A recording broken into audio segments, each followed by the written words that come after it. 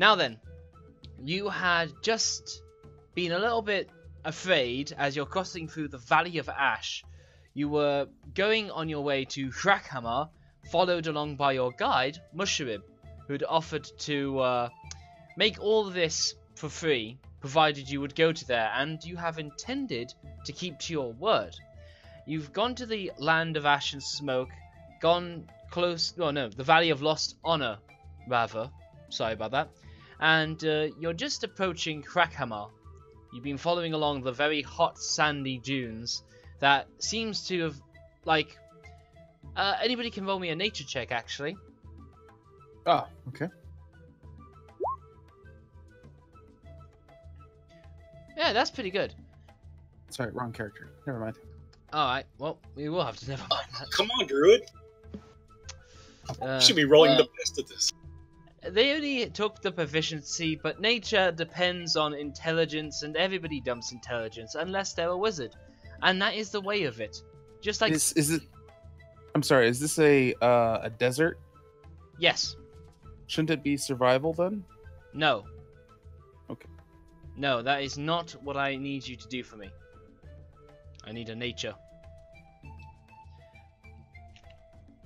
Anyway, since three of you have given forth a nature, I can say that you don't discern anything other than the fact that you're walking along a lot of hot sand and hot dunes, I guess.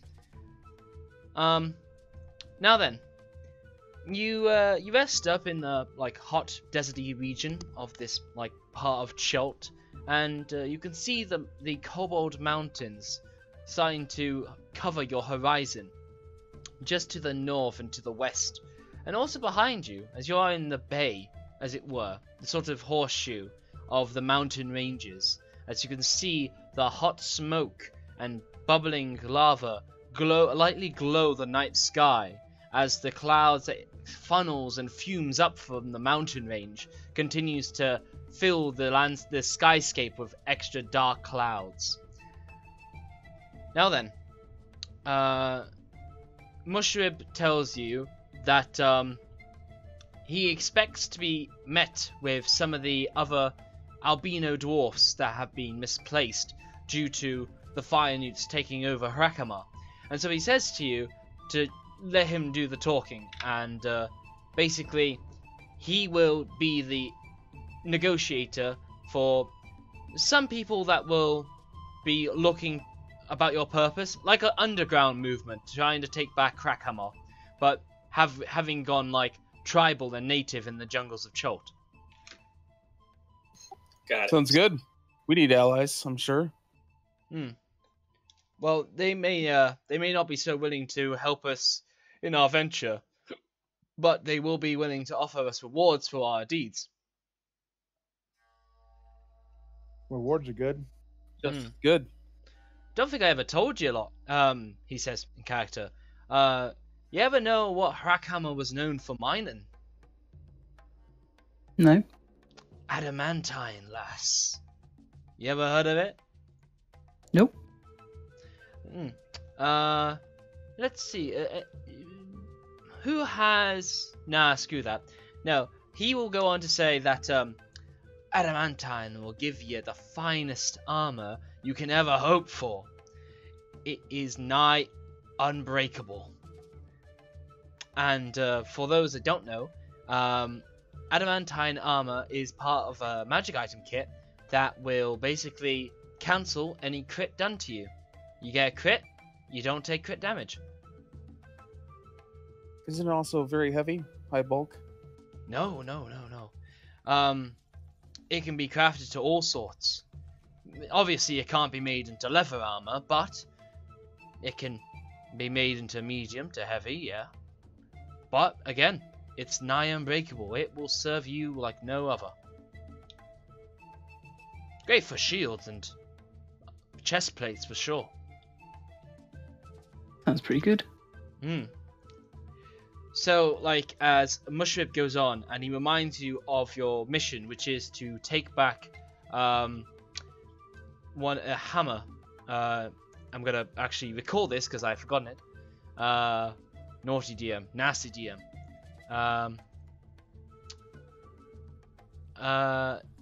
Moradin's gauntlet. That was it. It was not a hammer at all. It was Moradin's gauntlet. And Moradin, being the All-Father dwarf god, this does suggest that it's quite a dwarf, like a fanciful dwarven relic. So it's probably something quite serious. Though, if anybody asks him, like, is it a magic item? What's its stats? He doesn't give much of an answer beyond that it is a, like, highly prized dwarven relic. So, anyhow, the next day comes, and the sky is bearing down on you. Unlike the previous, like, days, you are in a region of extreme heat. There isn't even humidity cancelling this out. And I would like to ask you, like, you have not been able to collect rainwater for the past, well, since you crossed into the Valley of Lost Honor. So that would be 1 day, 2 day, 3 day, 4 day. About 4 to 5 days or so you've been crossing without any fresh water sources. Yes, we do. We have 2 alchemy jugs. Okay. Infinite water. It's not infinite. How much does it provide? It provides a certain amount per day. Let me look it up real quick. There we go. It does provide a good amount 8 of gallons. water. 8 gallons. So, And we have 2 of them. yeah, no, that is 16 gallons. With Mushrib and you lot, you all require 2 gallons of water per day. So, you need about 14 points of gallons of water. So, if you check, you're actually just above the margin. But, if you only had 1, you would have been getting thirsty. But no, you do have access to more than enough water, which, I will have to say, you do not suffer the effects of extreme heat. If you didn't have that other alchemy jug, you might well be suffering, as it does require a lot of water from all of their parts. And you do go through a lot as a team. Well, I am suffering because I don't get to have any beer now. Yeah, that might be a case. Our visit to Camp I have Break is paid a off. terrible hangover now. Oh dear. Oh no. So yeah, as you like start to approach Hrakhamar, you can see it's quite clearly a mining settlement, and you can tell that by the way that the mountainside has slopes that appear scorched from side to side. Now, when you approach there, you do see a group of albino dwarfs, and all of them seem to have these well, I'll show you exactly what they look like. They have very pale, gaunt skin with these fanciful red tattoos that go along them, and they have these like very broad tropical flower arrangements over them, but still with the typical dwarven beardage that you should normally see on a dwarf. And you can see metal and square earrings with thick, broad spears. But all in all, just your typical dwarfs, but for these regions. And they are misplaced, so they've had to go native. Between them, there is a female dwarf, still with a beard. And Mushrib says, that's Siffy Vinecutter. She knows me, so let me do the talking. Oh, okay. Who speaks Dwarvish? I do, though I probably have trouble concentrating with this terrible throbbing headache from this hangover. That's fine. So basically, with you being like misplaced with your throbbing headache and whatnot, he will simply say a bunch of groaning like sounds that don't sound too far off English, but they still have their own dialect of deeper sounds with thick, firm consonants in the wording. Needless to say, though, she will speak up in common and look to you all and will say, the fire-newts have taken over our ancestral forge. There's one solution, kill them all. As a reward, you can all take, as a group, you can... No, wait, hang on, no. Each character can take 20 pounds of adamantine ingots from the forge. Wow. Could we, if we see a weapon at the forge, could we perhaps trade instead of the 20 pounds, just the weapon itself? Mushroom gives you a look like, lad, you aren't appreciating. You can pick up a weapon, but get an adamantine block, and you can forge any weapon you need. And you want a great sword. You could pick one up from those fire-newts, or you could get an adamantine greatsword that will be with you and your next of kin for 2 millennia. I guarantee it. I mean, I'm sure anything you take from the fire-newts is good, but like, yeah, no, take the blocks, get a fresh sword.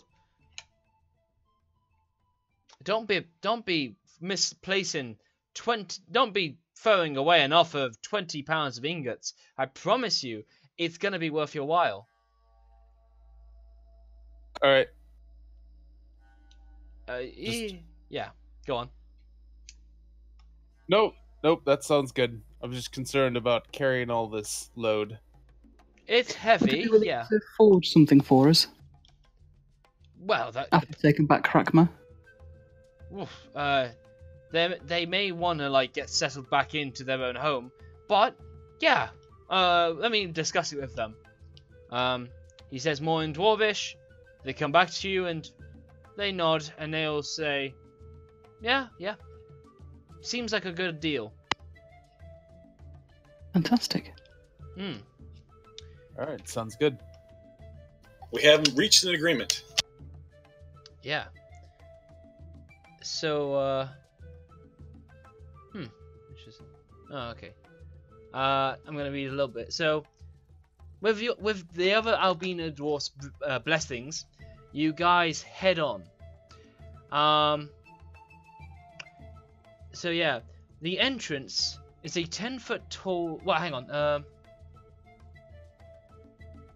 Oh, they also follow you and offer to stand at guard outside the place. So any fire-newts that may try to flee from you won't be met with any mercy. They will be killed by these guys outside it.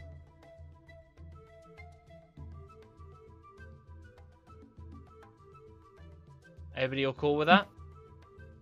Yeah, I'll thank them for that and head on in. All right. Yeah.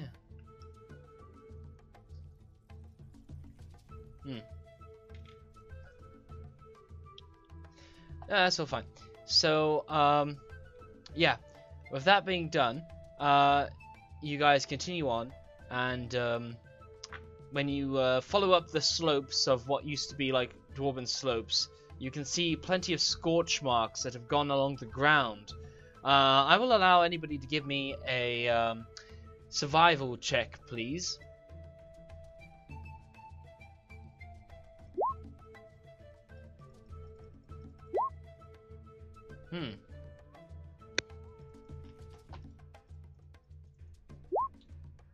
Okay.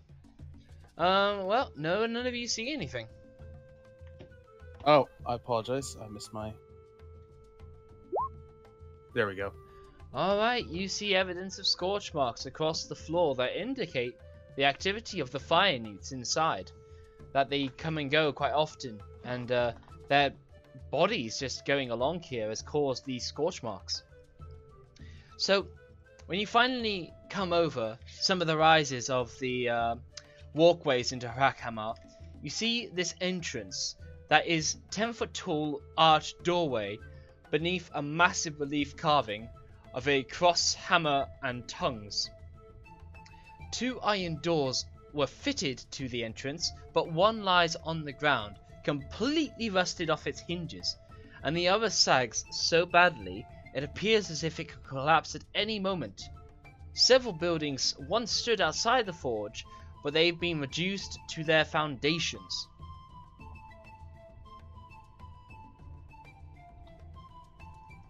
Yeah, okay, all good.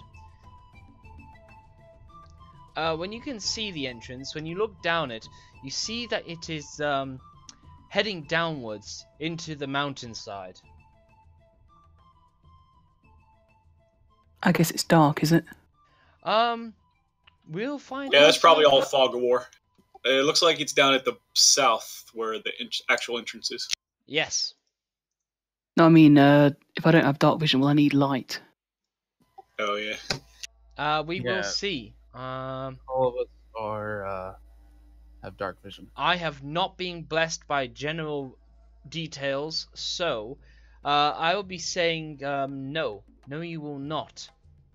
It will be quite brightly lit up. It will be dim to bright light, as the lava that seems to be inside this mountain is re-glowing and sort of shifting along the interior. Alright, fair enough. So, if you would please kindly start assembling yourselves right here.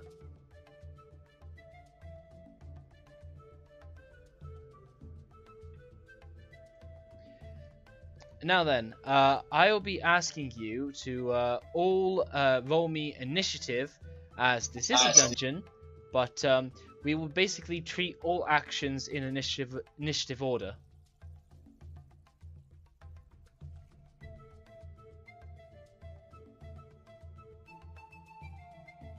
One, two, three, four, five.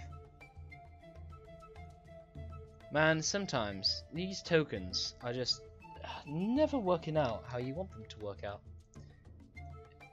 AC class resource Okay, cool. Does it need saving after it's been updated? Yeah, it does. It does. Brog, no. I need Daddy Dwarf. Where is he? Down on Brogbeard. Here he is. Edit. You select a token. Save. Okay. I think I need that on mine as well. Yeah, I need to do it on everybody. Oh wow. Yeah, well, almost everybody. What do you want your green bar to be? Tiefling Warlock? That'd be spell slots, I imagine. Or do you have a class resource that I should mention? Anytime you want to speak up, that'd be cool. Anytime. Are you muted?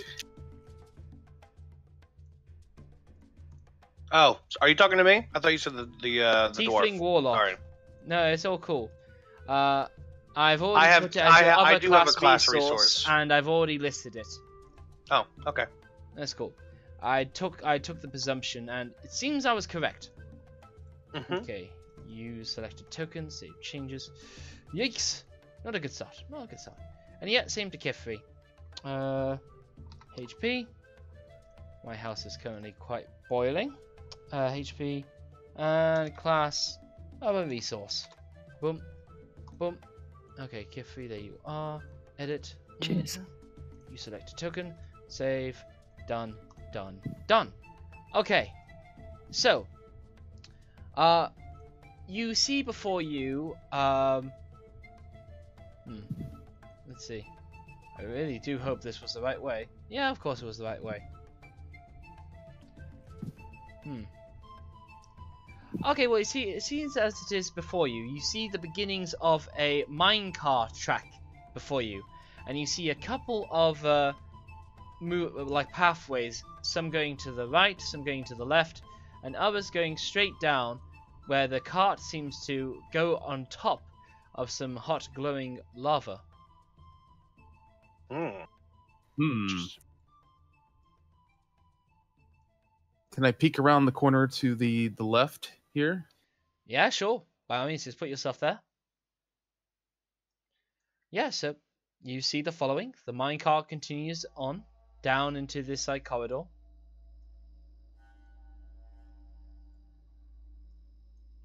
You see also another opening going up over here.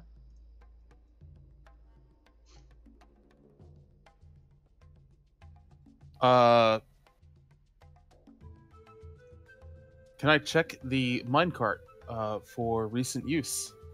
Certainly. Or the track? Certainly. Alright, you don't see jack shit. You are the last one who will ever see anything in this place. Despite being a dwarf, somehow the thought of, like, being in this place has you so bewildered to, like, see such a, like, southern style of dwarven architecture that you are not paying attention to anything. Nothing. This is, you had advantage and it would be nat 1. You are not seeing anything. The chances of you seeing anything is 1 in 400, which is exactly the probability you would nat 1 twice, all in the same roll.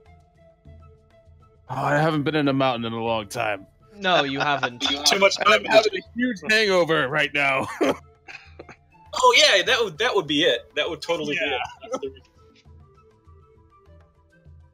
Alright. Well, do we want to go left or right? I kind of want to go right down this. So where's Musharib? Shouldn't he be in here as well? He should be with us, yes. Thank Perhaps he's a better guide to assist us. So Musharib will admit that he has not entered Hrakhamar before. He has heard tales of it. It is part of his own albino dwarf heritage. And like all dwarves, they have a strong yearning for home and for a mind to call their own. And he has not been able to relish his own for so long, and he has not had a team that's been able to take out the fire-newts for so long. So he's completely... This is new to him, and he is as much bewildered and amazed by what he sees as much as he sees Dauron playing about. We should search everything on this side before we cross the tracks that go over the river of lava. Yeah, that's what So- I'm thinking. Yeah, we Let's don't just need anybody explore attacking us around. from behind. Yeah, let's Uh, explore this side over here. Do the left first. Left first, all right. I am going to head up to this corner here Yeah? and stand right here and look north and south. Yeah.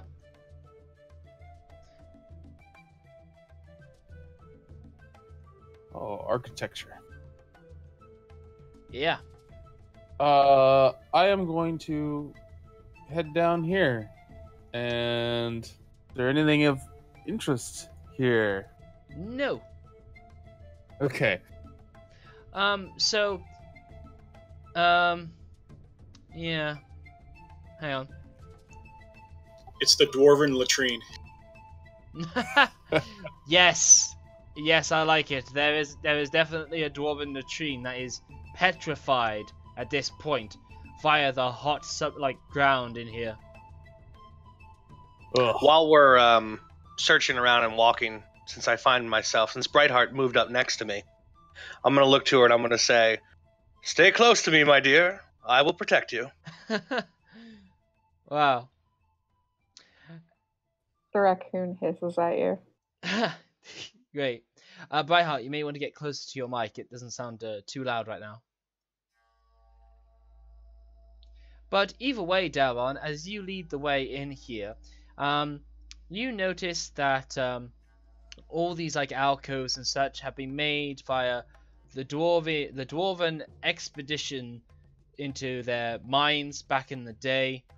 You continue down, following the minecart.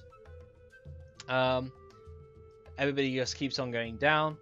You see another ledge that leads to more magma and more of architecture over this way.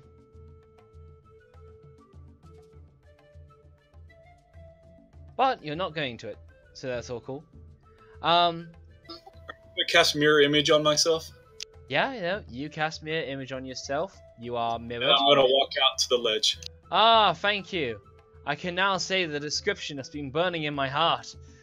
So, over here, a cavern of molten magma bubbles and flames before you. I can also fill out all the rest of what you see. Yeah, you can see quite a way now. The cavern walls are lined with metal gantries and cranes that support immense crucibles of scorched clay. Huge chains stretch across the cavern, apparently to shuttle multi-ton buckets of ore across the lava. The heat takes your breath away, brings water to your eyes and bakes your skin. From where you stand, the only obvious way to cross is via a narrow stone trestle built from rail carts. The sound of rhythmic hammering comes from somewhere beyond the magma rift. What do I see there? That would be a crane that has like a... You know in Star Wars when you are seeing like a Mustafa system? And right. They got the huge cranes lifting like pots out from the magma to like collect certain ores from over there. That's what's going on here. What is this structure here? That would be the sort of huge pot that would carry tons of ore from one side to the other. That is one of these, like each round thing there is another pot, and it seems to be like a conveyor belt situation with chains. You remember, I'm using all the movie references because that is what I do. I just regurgitate media and claim to be a DM. Do you remember in Desolation of Smaug, second Hobbit movie, and a bunch of those dwarves are sitting in the large pots that are being held by huge chains? Yes. That would be what you're seeing over to the right of you. Is it currently automated or is it shut down? It looks like it's all manually operated. Like nothing is like steampunked or like water powered. Okay. It's all seemingly sort of somebody would manually deal with this.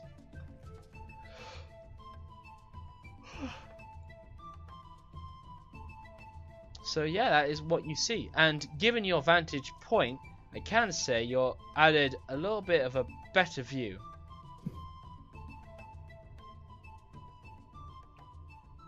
I'm constantly on the lookout for enemies or any kind of movement. Yeah. Normal range would be in 60 feet. I mean, I'm pretty sure you can see even further past that. So, given your range, you can see over to the far side in the distance fire-newts and a forge. Alright. I see Kithri coming up behind me, and I whisper, I can see them straight ahead. Well, let's try giving them a wide berth. What you're seeing over there, by the way, is a smelter. The hammering sounds grow louder, but it's not coming from the chamber ahead. This enormous rectangular chamber is a working smelter. A rectangular pit in the center of the room is filled with molten iron. 6 devices of dwarven design and make arrange around the pit, siphon off the liquid metal and draw out the impurities. A small pool in the southeast corner holds what appears to be molten silver. That's not water.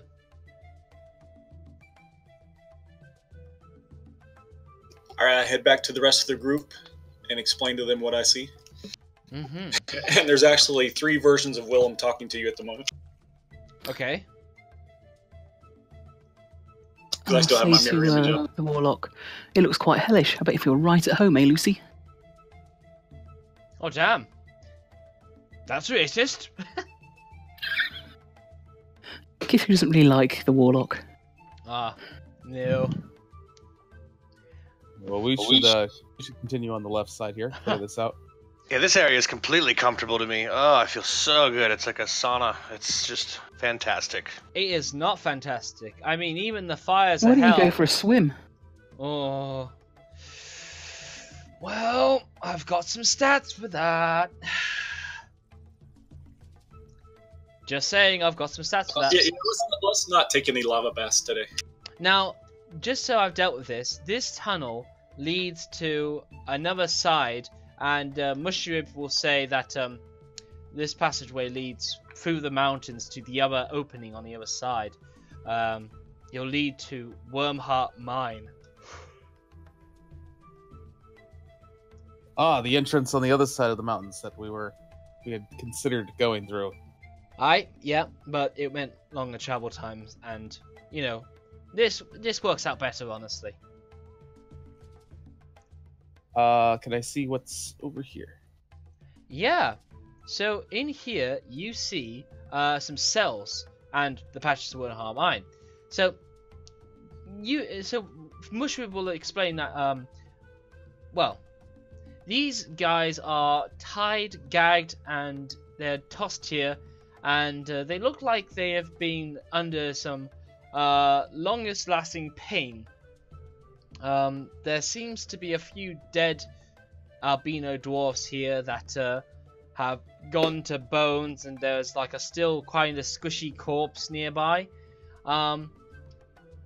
But these dudes, I motioned for Silrin and Brightheart to come over and check them, see if there's anything they can do for them. yeah, And also, Shrib should also talk to them. yeah. So Unless they were all three of tied, gagged, and blindfolded here, and you begin to work through them. They both are like super hurt, really, truly. They look like they're on death's door, as they've been left with one hit point, essentially. They are starving, dehydrated, and suffering 5 levels of exhaustion, which is to say that they cannot move. They're like that, cringing there. I'm definitely gonna give them some water from the alchemy jug then. Certainly. Okay. Now, keep in mind that this won't take into effect until they get a long night's rest, of comfortable rest. Because even if they are fed and even if they are watered, they still need a long night's rest to begin to recover back that lost exhaustion points. It also means that these guys can't leave here without aid. They literally cannot move. I would suggest bringing them back to the people waiting at the entrance. Yeah, that Yes. might be an idea. So I will definitely. before you continue on with like your plans and such, the one at the bottom thanks you very kindly, and he says his name's Laz, while he wonders how Malkar is doing. You begin with like the remaining pounds of alchemy water to start drinking these dwarfs, and they are very appreciative.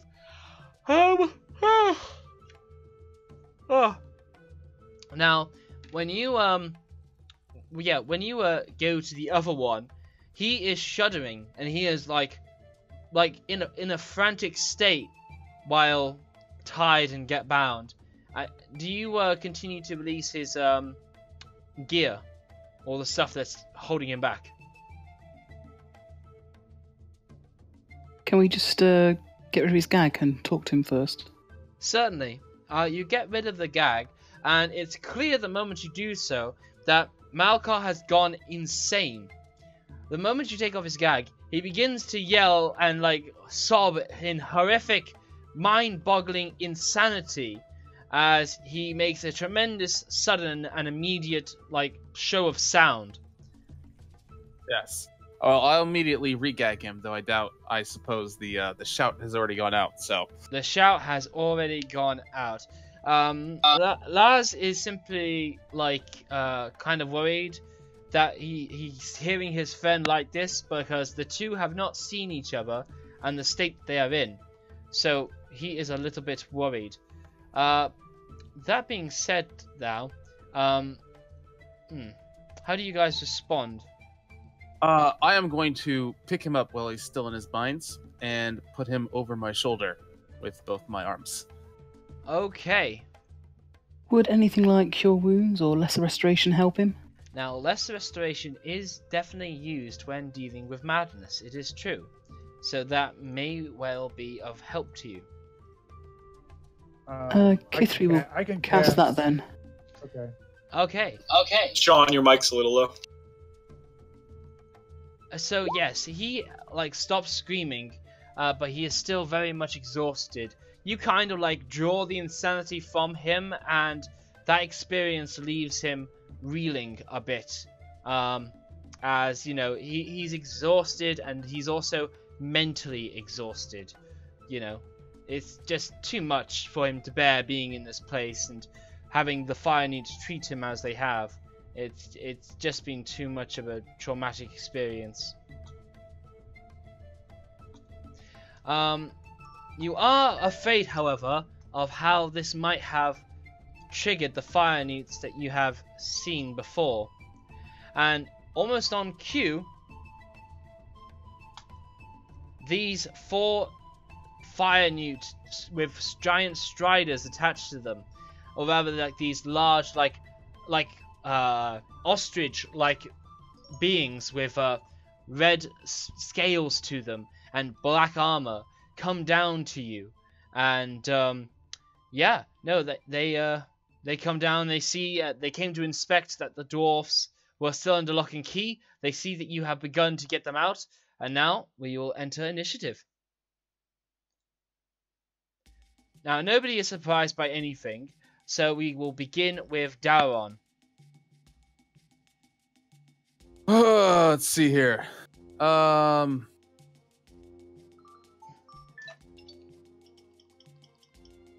I pull Kithri back into the room behind me?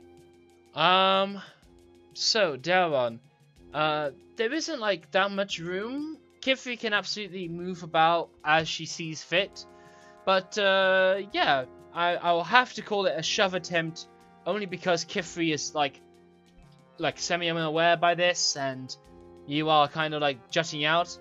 It would also be a shove attempt because being like moved in this way does not provoke an attack of opportunity. So let's call it that. Give me an athletics check, please.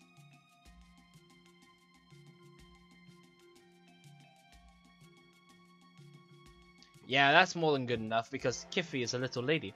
And she's not going to resist anyway. No, she isn't. She likes having a meat shield. Yes. You're stuffed right into the corner, which gets you, unfortunately, kind of close to the formerly mad albino dwarf that is currently, like, passed out now, after you cured him of his insanity.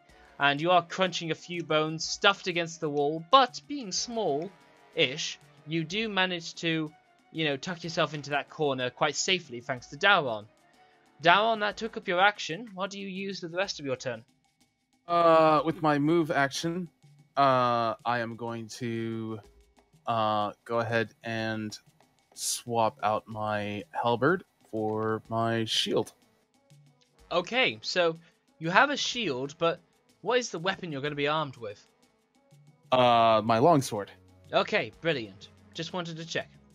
Alright, then you get equipped. I take it you move up in front of these guys? Yeah. Yeah, thought so. So my AC is now 17. Got you. You can update that in your token or on your character sheet. Willem, it's your turn now. All right, hearing the commotion, I come out, check, see, oh my gosh, there's a whole bunch of these dudes. You're kind of stepping Lightning bolt time. We should be able to move freely on a ally square. Yeah, you can step in, you can step out, but point is you are. I'll duck over, cast a lightning bolt straight through every single one. I see what you're up to. Yes, no, that's absolutely possible. And for beginning from bottom up, they will all try to dodge out of the way, though they're not going to have... This one... Okay. Fail.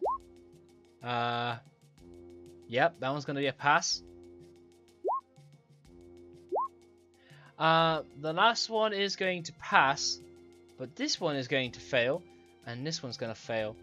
Oh shit, so your lightning bolt first destroys this rider and lizard as your lightning cackles between the dark metal they seem to be armed with, and that sort of like sparks into the lava like gooey center these fire-newts are made out of, and you obliterate them. Then Crack-a-pow! Yeah, crack-a-pow, and then when you get to this one you do the same. However, this one simply jumps off into the lava, and you can see that they give no shits about it. They can absolutely swim in this lava if it so fancies them. Now this one and that one, however, will take half, and that damage will be quite serious. They both are like bloodied, and they are severe. They are supremely hurt. And then I float gently back into the cave. Yeah, no, absolutely. I know your deal. Brightheart, it's your turn. Okay.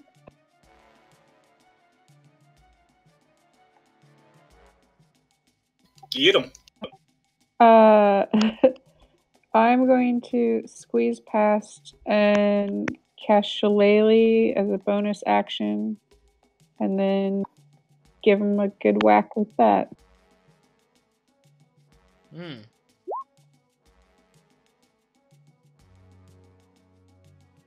Yeah, that is a fantastic hit. My god. Yeah, that's a hit, and you kill that Strider. Yeah, you cut out for me, but you completely destroy that Strider with no difficulty at all. You still there? Yes. Sorry. Yeah, I'm on it's push okay. to talk and it's not working right. No, push to talk is never working out. Anyhow, you still have movement, you still have bonus actions, you've got all that stuff to go through. The spell was actually my bonus action, but I am gonna move back into the little cave I was in. Okay, awesome. So, yeah, that's that. Sylvan, your turn. Okay, now if I come out here, will I be able to see him in lava? Yes, you do. Okay. I'm gonna take a pop shot at him. Okay. I'm gonna use energy beam, and I'm gonna make it cold. Okay, yeah, sweet. Nice. Never used this before, so we'll see what happens. Alright, so they gotta make a dexterity saving throw. You are wrecking them, as it so happens. He will pass, though. So what happens?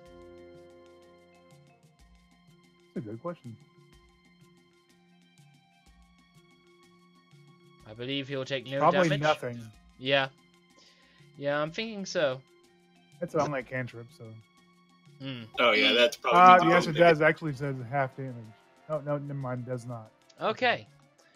I doubt we even need to cover Mushrib's turn. He will just I'll be back. he will just go to dash in with his albino dwarf buddies. Kifri, it's your turn. Yep, she'll pop out here and cast Vicious Mockery on this guy.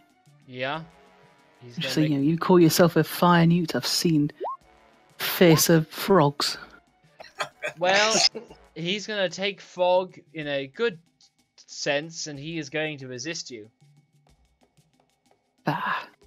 Then I will retreat to there. Yeah. No, it was good. It was good. So, Tiefling Warlock, it's your turn now. How far down is he? Like, how far down of a drop off is that? Let's consider it 10 feet. Okay. I'm going to move to here, and I'm going to cast Lightning Lure on him. Wow. Okay. Alright, let's see the spell. Waiting on a spell. There it is. So do a That's DC fucking 15 fifth strength level. save. Well, no. It's cast at as if I'm level 5, so it does 2d8 damage. Yeah. It is a cantrip. So he will do a strength save, or he will be pulled 10 feet up to me. Hang on. What? It's a cantrip, but it's listed as Evocation 5. Well, it asked me to choose what level it was, so Okay, maybe alright. that's what I... Should I say 0? Is that better? Does that No. make more sense? No. It's just news to me how I'm seeing it, but I believe it's a cantrip. I see it all working, and yeah, great. Do your damage. Well, he has to do a save. Alright.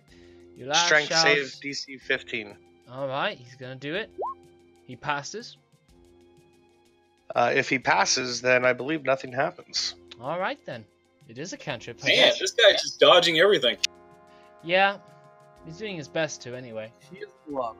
That's true. It is finally his turn. So this thing is going to use its long legs to get its rider back up onto the ledge. And then it is going to hurl out a gout of flame. Where is it? Doodle-doo, doodle-doo. Yeah, a 10-foot radius. Hang on a second. Draw shape. Fire. 5, 10, 15, 20. 10-foot radius. Yep, that's the circle it's gonna do.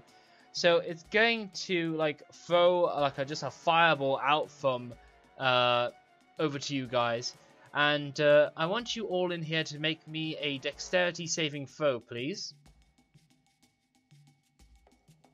Can I see this spell? You can I'm see gonna it approach use my you. Yes. halfling look to re-roll that. Yes. You well, you can take the 25 if you like. No, it's a reroll. Yeah, I'll do that. No, okay, I'm fine, I'll sorry, take the It has 19. to be a reroll, and that is a pass. All right, I get a advantage on my dexterity for danger sense. Yes, you do, Daron. Yes, you do. From spells and traps, and that It spell. didn't matter. Because rolled better than the advantage. Yep. All right then. So, Silvan, you will take 12 points of damage, and so will you. Lucian, you need to. Do you need to reroll? No, it's okay. Your avatar looks like thingy. But no, you will also take 12 points of fire damage. And Kifri and Daron, you will take half that. So you will take 6.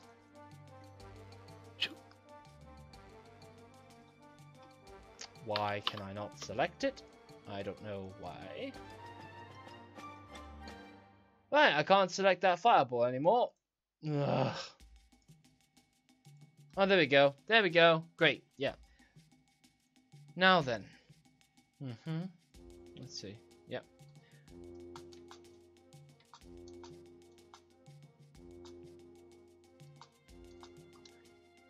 Some other stuff goes on.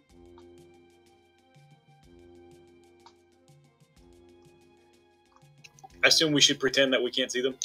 Yeah. But, I mean, Brightheart, you could probably start sensing that some other creatures are approaching you. Daron, it's your turn. All right, I'm gonna move up here Okay. and take a swipe at this guy. Sweet. Yeah, awesome. That's going to be a miss. All right, I am now going to rage, and I will, at the end of my turn here, use my Storm of Fury and do 2 damage. Well, he's going to make a dex saving throw. He is going to take half that to 1. And that's my turn. This guy's a boss. He's dodging Yeah. everything. I'm wondering and beginning to suspect that I was meant to have a rider on top of each of these, and I was misled because of the icon. Ugh. Maybe the other 3 were just newts that were like pets of this guy, and this guy's got the rider on it. No, I think I gotta be correct, and that what you're dealing with is not even the riders. You are just dealing with just the creatures that they seem to be riding on top of. It's just the mounts. Yeah, just the mounts. They seem to have broken out from a bunch of paddocks over to the north, and they chased you down to here. Alright then. And yeah, they can still spew fire. Alright then, Willem, your turn. Time to end this guy's reign of terror. Yep. I hit him with a magic missile. Brilliant. Yay, roll damage. Well, Whoa, what the heck was that? try it from your character core sheet.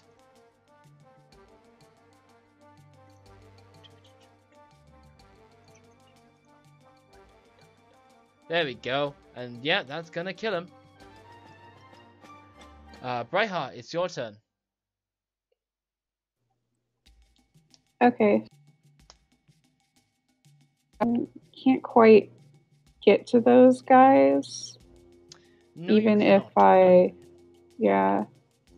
I guess I'll start moving that way though, and ready in action. Okay.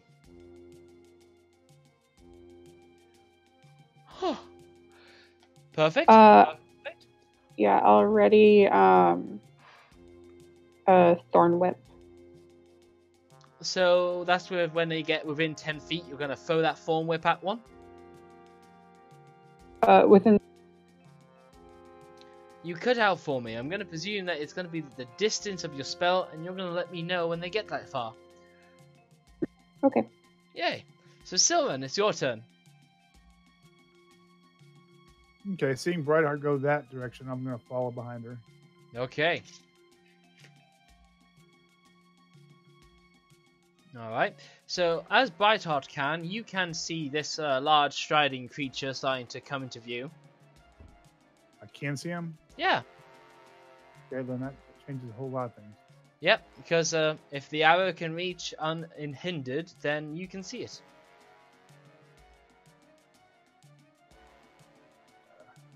How many feet was that?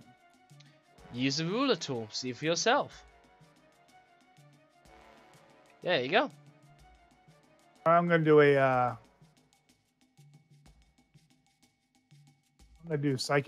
sonic blast. Okay, sweet. Sonic boom! Did you just bring reference to a terrible Sonic game? No, that's Street Fighter. Street Oh, Fighter. Guile from sweet. Street Fighter. Did not know that. But yeah, no, that's going to be good damage. And it's not going to kill him, but is going to bloody him. That'll end my turn. Alright, awesome. So that'll be 2 key points, 2 side points off from you. And yeah, you get healed in your efforts of doing it. Okay, so there's one within 30 feet of me now, so I'm going to do my thing real quick. Thorn Whip reaches within 30 feet. I believe. If you see here, they aren't within 30 feet of you. Oh, it's 35. I need glasses. Sorry. Not a problem. Not a problem. Kifri, it's your turn. Can Kithri start helping this dwarf out? Instead of just leaving him there as we all charge after these guys. Certainly. Cool. I should just go back, grab him, and then I guess walk him out to about here, as far as you can move. You will be a half movement while carrying him and walking him Okay. out. But, To there then. Can Yeah. she carry him though? yeah, she can carry him. Bunny, if you want. Can I use my reaction to assist her? No, you may not. Damn. Kifri can just start carrying him because he is slightly cured and Kifri's taking her time, I guess. But no, Kifri is bringing that little dwarf out. Alright, Tiefling dude, it's your turn. I'm just going to move up to here and kind of guard this northern passage by readying an Eldritch Blast in case anything appears. Oh, no, certainly. Absolutely. So, from the other side of things, this dude is going to come up. Kifri, your condition has been met. Cast your spell. Brightheart, I think. Brightheart, your condition has been met. A giant stride has come up to you. Excellent. I clicked the wrong button. Sorry. No, that's Thorn Whip. Alright. Make a melee spell attack. Alright, so you could only have done this when they were, well, range 30 feet. Anyway. Yeah, excellent. That is a hit.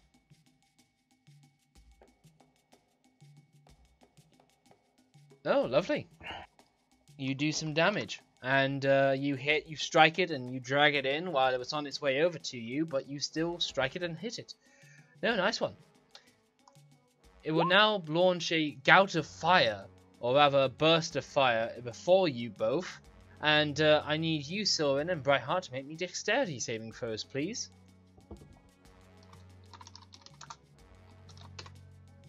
Ooh, Brightheart, not good. No. But Sylvan, you're fine. So, Brightheart, you will take 16 points of fire damage, and Sylvan, you'll take 8. Then next up, the other Fire Strider, the Giant Strider, it's also going to do the same, launching more fire over you guys as they're blasting you in this tunnel right here. So, yep, Sylvan, you pass. Brightheart, dexterity saving throw again, please. Yeah, so this time you're well prepared for that gout of fire, and you resist it to the best of your abilities. This time you only take, well, neither of you don't take this, so you will both take 4 points of fire damage, as you won't be caught off by surprise again. Daron, your turn.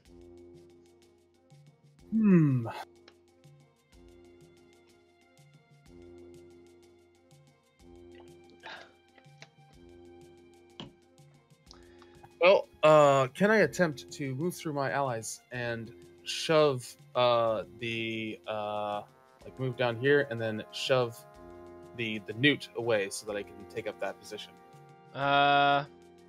No, because that newt will then be in another of his bros' places, and you'll be doing that shove through a lot of people.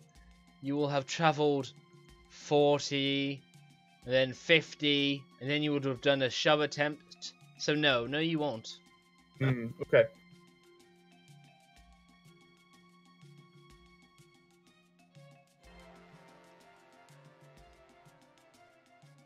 So what do you do instead? There we go. You go down to there. Sweet. Yep. And I am going to ready a javelin, and can I see the newt around this corner? You can.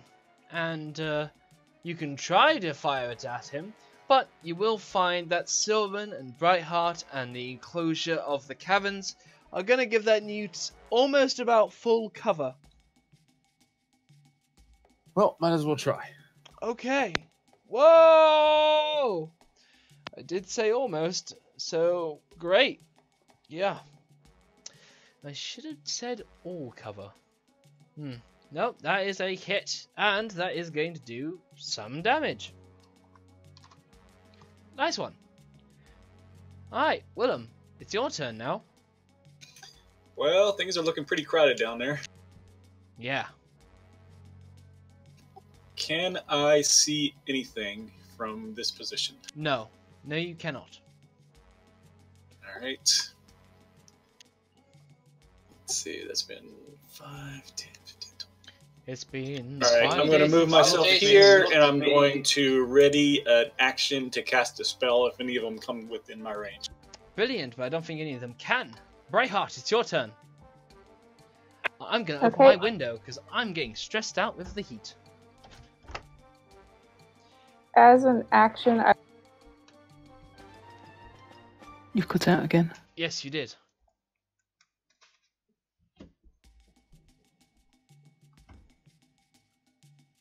You have cut out for us, Brightheart.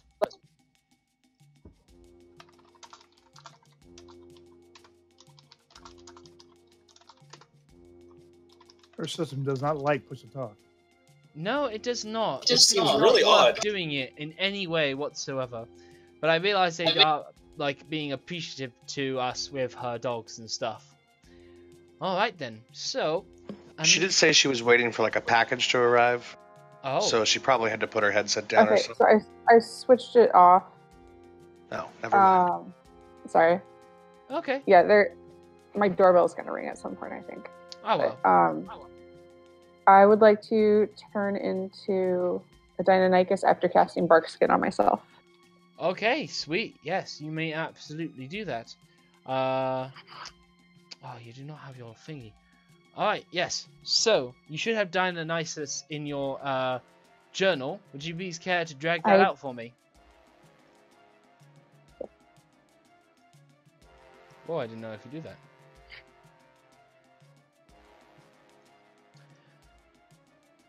Yep. Perfect. Excellent stuff. your Dionysus form reveals itself. Kithri, you're spinning. Yeah. I can flip you this way, and I can flip you vertically. I think I may have accidentally got beer out of the alchemist jug. Nice.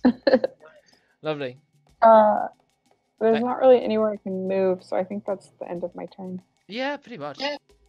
Oh, you can't attack in the same turn? No, it's I used my action to cast Bark Skin. yeah.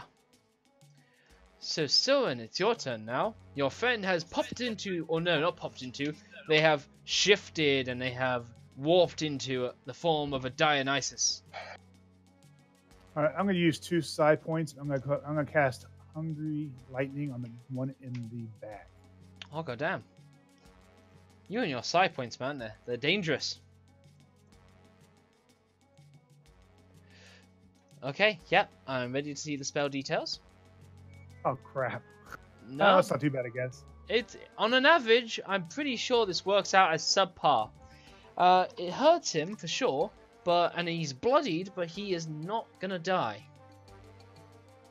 And that'll be my turn. Dude, you still have movement. You do. Okay, where am I going to move to? I'm fine right here. Somewhere else so other people can get in. Yeah, that's what he's saying. Is you're blocking the path right now. You can stay there, but I'm just going to stay here. Okay. other people won't be able Pop to right attack. behind me. What an ass. Yeah. Should have came this direction instead of hanging out in the cave. Kifri, it's your turn. You can dash and get your dude up to 30 feet in a direction, I guess. Yeah, there's not much you can do, I don't think. Just going to help this guy. Oh, Mushroom is A going little to further start on. leading his dude as well, by the way. That's what he's going Yeah, to do. sure. And then she's going to give some bardic inspiration to Daron.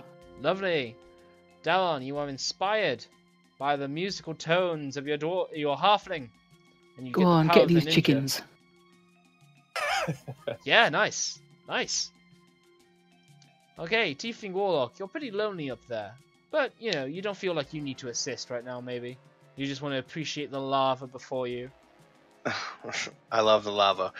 Well, I mean, I'm just going to keep covering this side, so I'm going to move down to Mushrub and say, "Get your brethren out of here. I will cover your back." Okay. Well, the passageway over that way is currently blocked by the giant striders. So, with them, now that, well, yeah, everything is all nice and gathered up there, nice and collected up.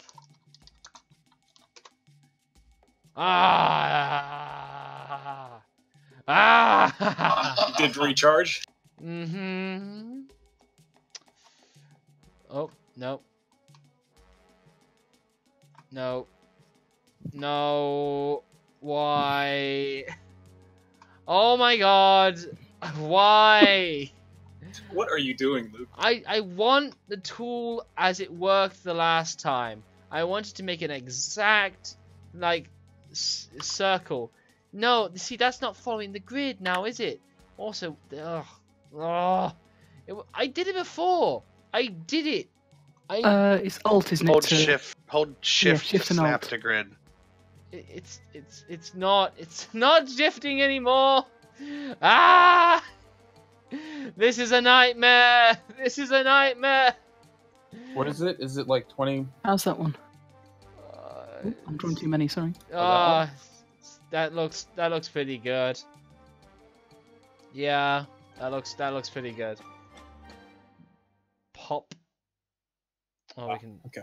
We can. It can't go around corners though, surely. Oh, It's a Can I- magical fireball. can I use my shield to try and block the path with it so it doesn't hurt our dwarven friends or one hit point? There is a feat for that, to be fair. Yeah. That is true. That is true. Yeah. All right. Okay. So your dwarf dies, Kefri, as he takes the smallest licking Can I of fire. cutting words it? Probably not gonna Can you work, do is that to damage? Can I use my bardic inspiration No, give me a second. to absorb the damage? Can you do that? Can you cut damage? No, I don't think I can. Oh no, Yeah. or damage roll. Yeah, because that's what I believed you could do. You can absolutely cutting words the damage. Cool. It's a D8. Okay. In that case, then he is going to have to make me a check. See how much he takes. Ooh. Ooh. Ah. Ooh. Okay. Even if he passed his check, and even if you cutting words it with that amount, he is still gonna die. Oh, crispy fried dwarf. Yeah, you hug him like, don't you die on me! But he has just been, like, his back is just flayed by the fire that crouches round, and it fucking kills him. Why did we go down this hallway again? Because some of you were bored and were looking to get these guys out early. Anyhow, ni hao. Kifri, Willem, Dauron, Sylvan, and Brightheart. Make me dexterity saving throws, please. Kifri, do it from your... No, Brightheart, you did it from your Dionysus. Lovely, thank you. Mine's at advantage because danger sense. Okay. I'm gonna have to look up some forums on this because I'm starting to feel like this was more bullshit than it was meant to be. But I know about danger sense. I do. My variant is OP as long as I can see it. Okay. Yeah, that cutting words applies to damage everyone takes, doesn't it? No. No. It should do, because it's the same damage roll for everyone, I thought. It is subjected to a creature. Its target is not multiple. If it is allowed to be done to multiple targets, you can let me know. Or does it specify one enemy that it can... It doesn't. When a creature that you can see within 6 foot of you makes an attack roll, ability check or damage roll, you can use your reaction to, do this. And subtract the number from the creature's roll. Alright, so that sounds like it would do it. No, you're completely right. With that description, yes, you do reduce the damage. You take it from 20 to 12. So, the dwarf would still die. Yeah, the dwarf would still be dead.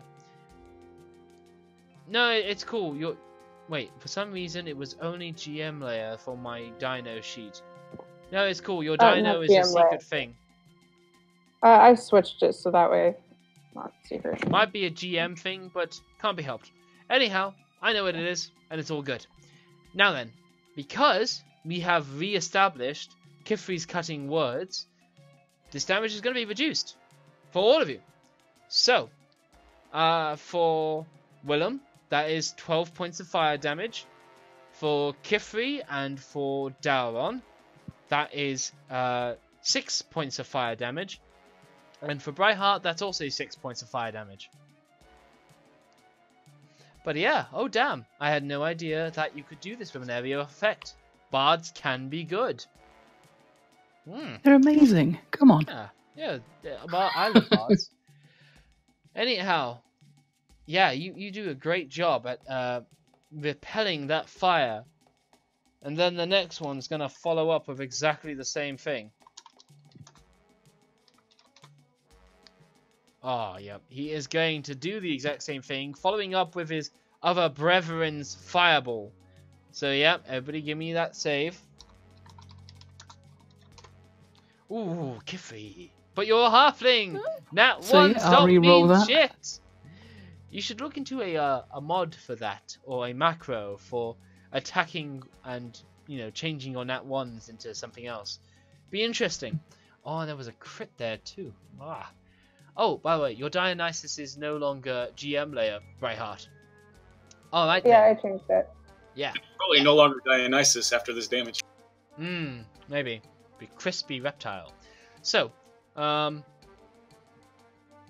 okay. Sylvan, you take 10 points of fire damage.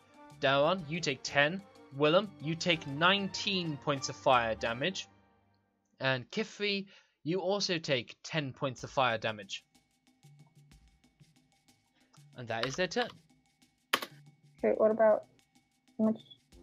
Your Dionysus, he will take 10 points of fire damage. No, he will take Okay. 19 points of fire damage. I'm sorry. Okay. So, Daron, it's your turn. Ooh, your Dionysus looks very hurt. Yeah. So, yeah, Daron. Well, since I can't get up front, I will go ahead and move up 5 feet, throw another javelin. Great. That is going to be because Sylvan is going to provide some cover, and because Brayheart is going to provide some cover, that is not going to be a hit. You can always use your bardic inspiration to add to it. Yes, you can. Yes, you can. Yes, you can. I can. All right, I will go ahead and do that. You need more than 5 on this roll. But you've got a d8 to roll. Indeed you do. So roll average. You do not roll average. That is still a miss. I was told there was chickens down this corridor, and there's not chickens down this corridor. No, there's fire-breathing, red, scaly things. You throw your javelin, and it crashes into the ceiling, and it just wedges itself between some of the outcroppings of rock. And it's just beyond your little dwarven reach. Alright, Willem, it's your... Oh my god, you guys are all pretty hurt after those various fireballs. Yeah, it's kind of our fault for clustering up like that. Yeah, maybe.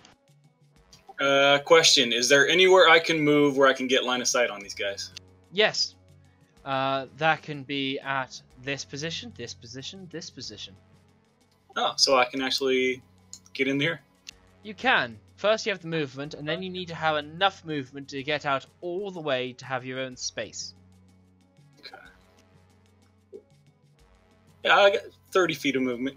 Okay. So then. yeah, 15 and 15. Bad. Alright, well, I am fed up with these assholes, so lightning bolt. Oh wow. I thought these things were underpowered without a rider, but no, you're showing me not. Okay, they will both make dexterity saving throws. The back one's going to fail, and the first one in front is going to pass. Let's see that damage. Whoa! Half that would be 12. So. Oh, actually, all those ones should be 2s. So let's see. Add shit. 4. Add 4 to that. Okay then, yeah. You summon that power within you that says that you've had fucking enough. And you erupt with a sparkle of lightning that shimmers through the sky. Oh, I could do a new custom effect. I'll need to look up how to do that. But you completely nail that, and yeah, they're both dead. Well done. And then I say, "Ow!" Yeah, no, you guys are hurt by that. Because I'm at 2 hit points. Oh wow, really? Yep. Yeah, you guys managed to get nice and good and hurt. So you guys heal yourself and you make your way back to the entrance with your dwarven buddy in hand. Unless you do anything differently. Oh, we're also going to take the body of the other fellow, so yeah. that he can be buried and so forth. Yeah, sure thing. You have a Dionysus with you too. But you drop him off and the people outside appreciate it. They go to look after him. Lars is unfortunately dead. But, yeah, no. You get a man out.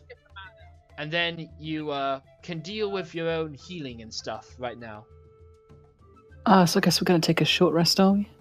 You could do that outside, yeah. Yeah, and I'll use, Song of Rest. Nice. To give you an extra 1d6.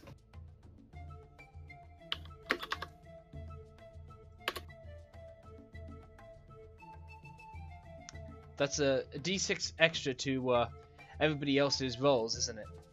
Yeah. Okay, awesome. You mean for the hit die, right? Not each hit after die. you hit die. So you do all your hit dice and then just add 3 afterwards, but just 3 once.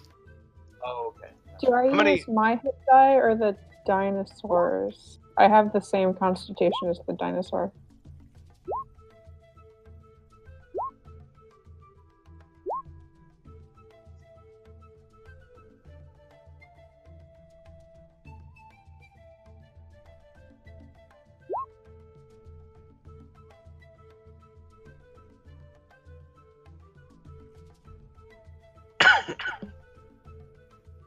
Oh, by the way, a fact I didn't actually explain that well.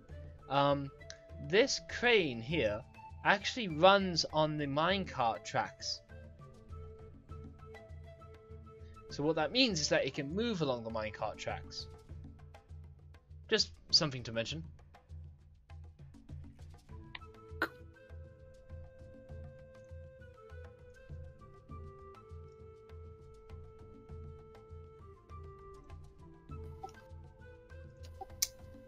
Might be better off taking a long rest if we can. You're like motioned against that, as the scouts will say that it's very likely that a scout patrol will spot you and they will give chase to you all the way through into the night and beyond that if you were to take that kind of gamble. Yeah, we should actually try to finish this with what we've got. Unless you guys are like really, really, really hurt. I was really, really hurt. Yeah, and they've got a few more of those in there, so if you didn't like that, you wouldn't like that stopping you from having a long night's rest later.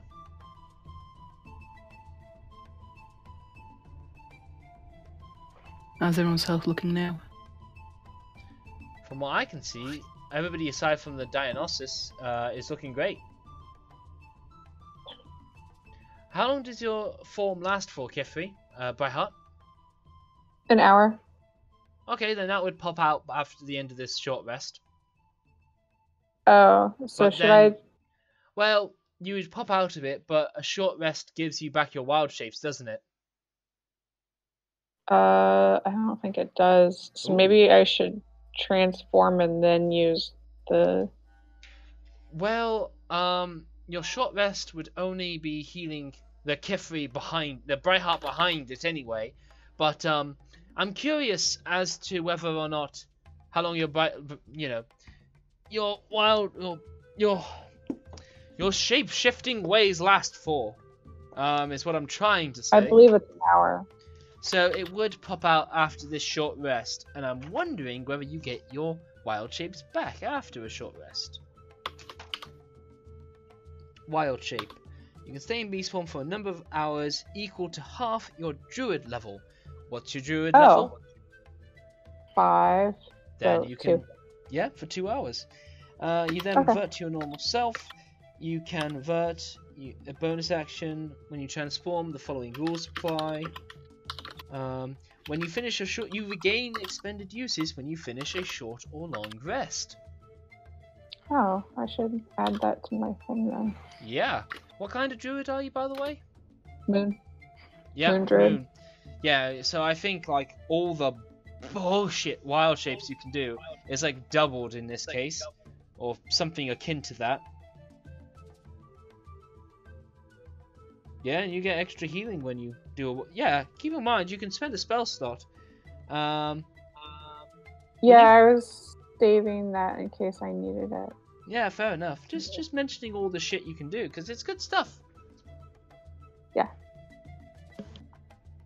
Yeah, no, sweet. Awesome. Okay, no, we're all good. Everybody happy with... So basically, Brightheart, you pop out of Dionysius form. No, you don't.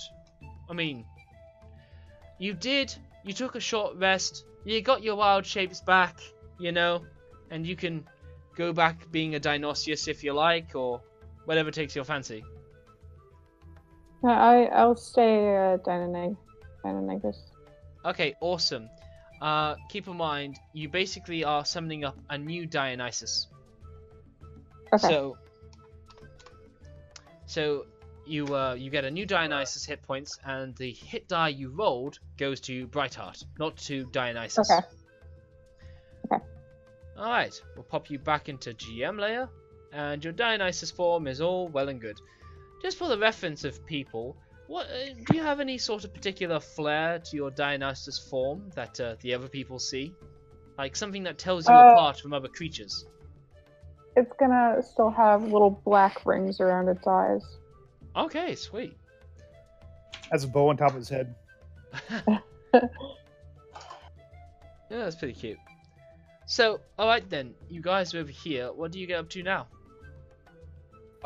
We should head back in and go to the right this time. Clear out the right side.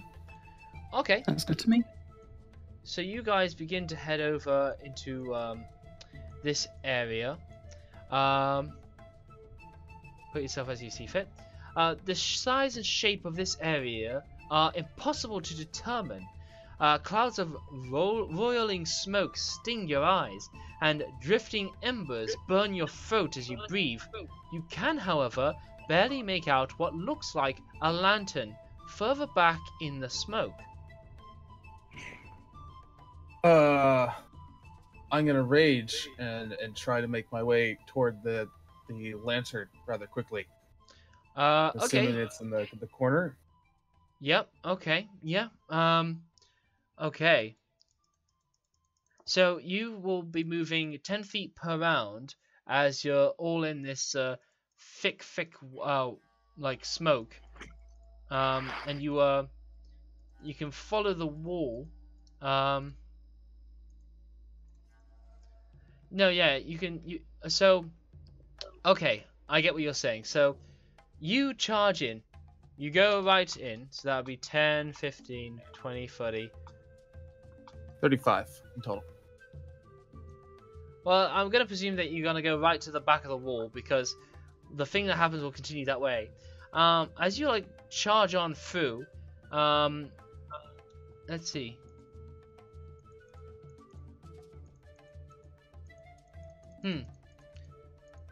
Okay, so you just take 1 point of damage as you charge your way through here, and you just bang yourself from like protrusions in the rock, in the wall, and in the ground and stuff like that. As there's all this smoke in your way that you can't see too much of what's in here. And I will try to grab the lantern. Hang on. Pardon me.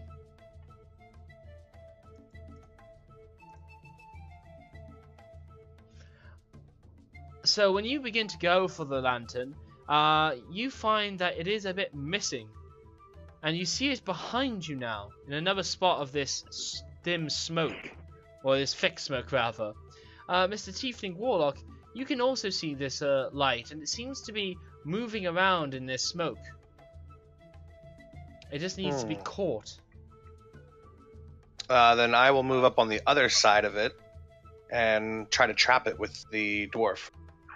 Okay, so show me how far you move. Where do I see the lantern at? You see the lantern due east from your position. Yeah. Okay, I'll move 10 feet to here. Yes, you happen to be moving slow enough to a point that you can cover your mouth and you can carefully navigate around your surroundings. Yeah. And once again, when you get to this light, you think you must have actually got the perception of it wrong. You figure it was closer, but it was actually further away.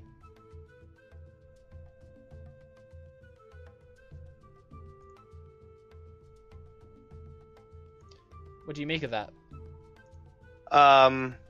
Did the light move away from me? It's so impossible to tell. It could have moved further away, or you could have just got the perception of it wrong. Where do I see the light now? You see it further in, toward, like, deeper into where, well, you can't see him, but where you believe Daron went. Okay. Then I'll move another 10 feet towards the light. Oh, brilliant. You bump into Daron. Oh, no, you don't. No, you don't bump into Daron. You get further in, and you can't. The light is just lost from you. You can't see it now. And you are left a bit lost between here. Now, with that, let's see. Hang on.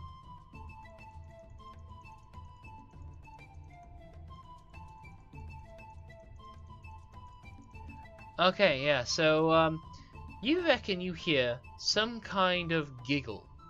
You hear some kind of like growing, like husky sort of giggle from a pretty like small sounding snarling creature, and it's weird to you. You figure you're seeing some smokes in the you're seeing some figures in the smoke. Now is it Sparky? That doesn't seem like it's in Sparky's style. Might be Sparky, who knows?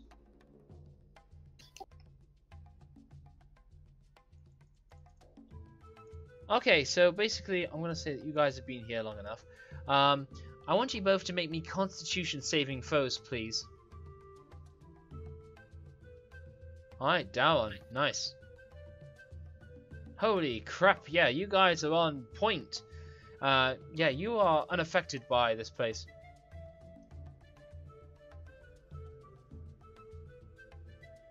What's the save for? Is it for the smoke? I am not going to tell you. Okay. I call out, what do you guys see in there? There's a light. There's too much steam. We should. This is not steam. This is smoke. This is definitely smoke, and it's heavily obscuring. We should use that magical fan to push all the smoke out of the chamber. Ah, interesting. Let's see, well, it only travels in a straight line, so we could blow it back. In the back corner where I'm at. Yeah, I wonder, but would that work? It would create like a... Yeah, so I'd probably have to be here and then do it straight across, diagonally. Yep. Okay, right, well, take 1 point of bludgeoning damage as you scuff yourself between all the random protrusions in this smoky little space. Before you do it though, you should also everybody should get out of the way. That is not as simple as you are going to make it out to be, Mr. Tiefling Warlock. So, just because I got to take this from like rounds of stuff, Willem, you get into your position. Do you use the fan now? Alright, I'm ready to use the fan once my allies move out of the way. And how will you know when your allies move out the way? I'll see them move out of the way. Okay then, great. Alright then. Silvan, you're out of this. Mushrib's back there. Kefri's out of it. Okay, Tiefling, you may do your thing now. Alright, I'll just move here. Alright. You're gonna tuck him further back. Is that what you do? Yeah, and that should apply my condition. Because I was mainly waiting on them to get out of the way. Okay, sweet. So I use the fan with gust of wind. 1 second. Yeah, as you do that, Tiefling Warlock, you feel as though there was a movement behind you, but it didn't affect you. Now then, yes. Willem, yeah, your condition has been met. You do a strong gust of wind that blows the air through here. You bring out your magical fan, and the smoke starts to, like, heighten. You're stirring it up. You go from thick to, like, very lightish, but not so much. You just seem to be stirring it around. But your large fan does seem to show two troublemakers between the fog. Two smoke methods that appear something like this. A smoke method with a long, nasty-looking nose and wings made from dark smoke seems to like come through the clearing as you show their forms between it. So yeah, with that, we will go into initiative. So, it was just your turn when all that happened. You can actually see now that the light has passed that these Mephits have been using the Dancing Lights cantrip to take you for a run in here. Now, even though you have done the fan situation and you've made it a little better, the smoke is still being stirred around in here. You've basically turned stagnant smoke into swirling smoke. And it hasn't improved things, but it's made things a bit more visible in a way. But it is your turn. Oh, do I still get an action? Full action? I guess your action was to cast that and use that fan, so Yeah. it depends on if you got any bonuses. Nope. So that'll be it for me. Okay then. Sylvan, you are actually getting the tailwind of this smoke as it has come out and flown around this cavern, sort of like curled over here, turned around and gone into there. Oh, it comes with a burst. That's really cool. So yeah, you're getting a bit of this action coming on. It's all being made Just in your case way. we need any of the rules about how it works. Sorry? Oh yeah. I just linked Gust of Wind just in case we need it. No, sweet, yeah. So, yeah, Sylvan, you're starting to go through this fog yourself, and it's all very suffocating in a way. If I move here, can I see this little smoke guy from where I'm at? So I'm gonna say no, and the reason for that is because there is a strong wind making them visible through the smoke, as these guys are kind of heading upstream of it. You, on the other hand, are getting all the collection of heavily obscuring smoke that's covering these Mephits from your view. So no, they're going to be heavily obscured from you. I'm just going to make my way back here then. Hopefully we can draw them out. Okay, sweet. Mushrib is actually looking at the smoke, and he asks for the alchemy jug quickly, as he gets a piece of cloth on hand, and he's looking to dampen it.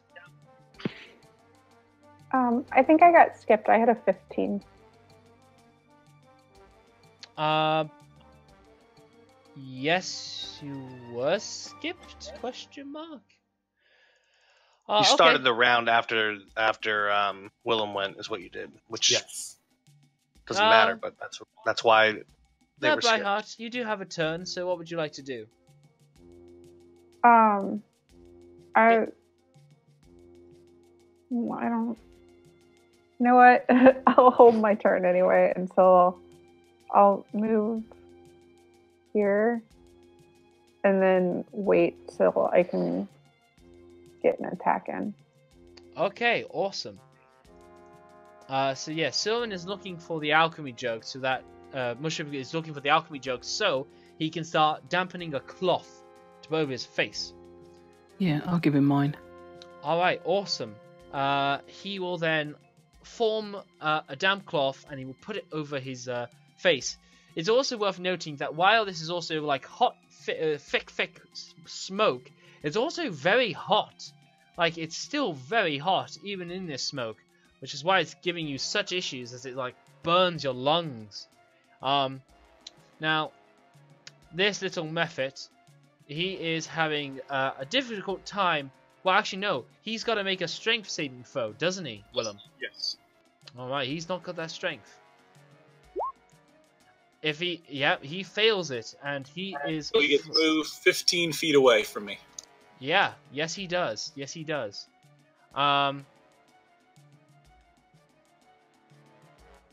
So yeah, with that being done, he is going to fall back, and he's going to be forced back, and he's going to do something.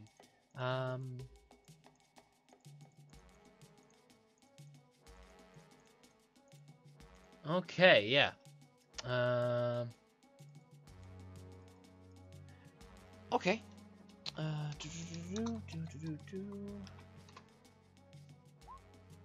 Oh, sweet.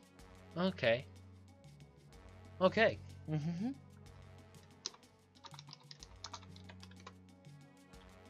Oh, god damn. Okay, so the wind sort of appearingly has this strange illusory effect, or you think it's an illusory effect, as these other methods seem to all like separate from the one you just blown, like the wind seems to make them scatter as they all come about, and they all go to some respective places.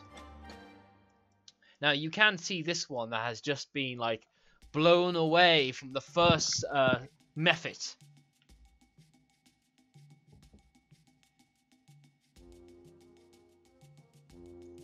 Okay. Oh, I know this trick. I have something similar. You do? You can summon. My character would think that they do a mirror image, since that's the same spell I do. Okay, sweet. Yeah. Then with that, it is Kifri's turn. Alright, she's going to come up here and she's going to cast Fairy Fire. Sweet. What kind of targets are you looking at? She's going to go with these ones, so it's a 20-foot square. Okay, sweet. So that will get this method in here too. Oh, actually, yeah. Oh no, you'll so I'll get do it those there four. and get those four. Yep. Alright then, that'll be a wisdom? Dexterity. Yep, against 15. Fail. Fail. Fail. And pass. That keeps things simple. Okay, yeah, you light up these smoky figures in some magical glowing auras that highlight disco their lights. smoking. Yeah, but it's disco light. They look like the aurora borealis, as it is a colourful light that is following gases in the sky, or gases in this smoke cavern right now. And with that help, it's still very heavily obscuring. I need to look up the conditions for really heavily obscuring, because I believe it only allows for like 15 feet of vision, or even less than that. I need to look it up. A, B, C, D, E, F, G, H. Heavy armor. Heavy in weight. Heightened. Heavily obscured. 183.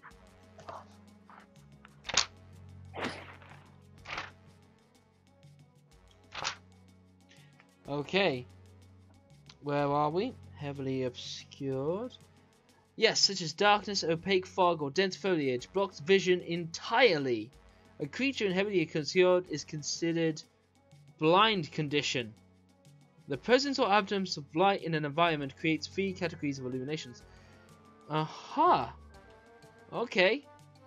So then, the creatures you see are basically under the condition of being in dim light. But the other methods you do not see are those that do not have the aurora. Well, we're going to have to go at case by case, but I know the rules I want to work with. So, for example, you actually are heavily obscured against this method that's in the smoke. These ones are, even though they're further back in the smoke, they are still considered as within dim light created off themselves, and you can see them. And from your point of view, you see these guys in bright light because you have, one, removed the heavily obscuring smoke from them, and they are producing their own light. So this is going to be a bit complex, a lot of the theatre of the mind going on, but we will get there. Alright, Tiefling Warlock, it's your turn. Kithri's going to use her movement as well, just at the end. Okay, sweet. Pardon me for that. Okay, Tiefling Warlock. So, as discussed, you can totally see this method and this one right here. Okay. I'm going to move up and... let's see here. Careful, that wind doesn't distinguish between ally or enemy. Alright. Here, and then from this location here, can I see that one? No. I'm gonna, well, pardon me. I'm gonna say that the wind picking it up puts it into the condition of like dim light, so it's lightly obscured. Does dark vision affect that?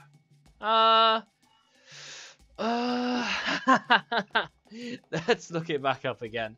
I don't think it's a matter of dark vision. It's a matter of how much smoke particles are getting in your way of seeing him. That is the whole deal. These methods have chosen their fighting ground to be, well, okay, so creatures that are in lightly obscured areas have patchy fog, yep, have disadvantage on wisdom perception checks that rely on sight. Okay, okay. Fog or moderate creatures have advantage on wisdom. Disadvantage. Okay. Sorry about that. I was just checking. I'm going to say yes, you can see it.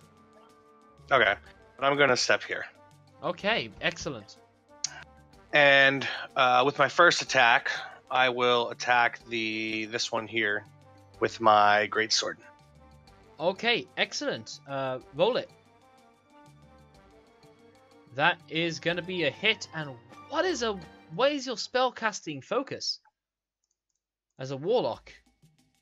I believe it's the actual blade when I summon with the hex blade. Yes, your pact of the blade. It's your pact blade. Curse bringer greatsword. Someone's hungry for that original OC.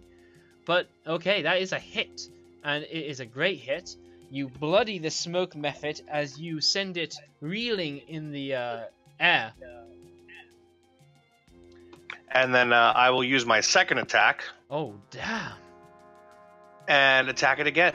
God damn! Oh my god! I better kill it. How do you want that to look? Oh, I'm gonna slice his head off and watch his head just roll away in the wind. I mean, it doesn't come that way because he is a being, an elemental, comprised of smoke. So what happens is that you cut through it. He dissipates. He does dissipate, but in like proper Voldemort style, so that the thicker parts of fog sort of get swift around, and he just evaporates. But imploded. He just all of the stuff. But when it dies, it left like a thick cloud of smoke that adds to the already tremendous cloud of smoke. And this seems to like completely F you over, even though you aced your kill.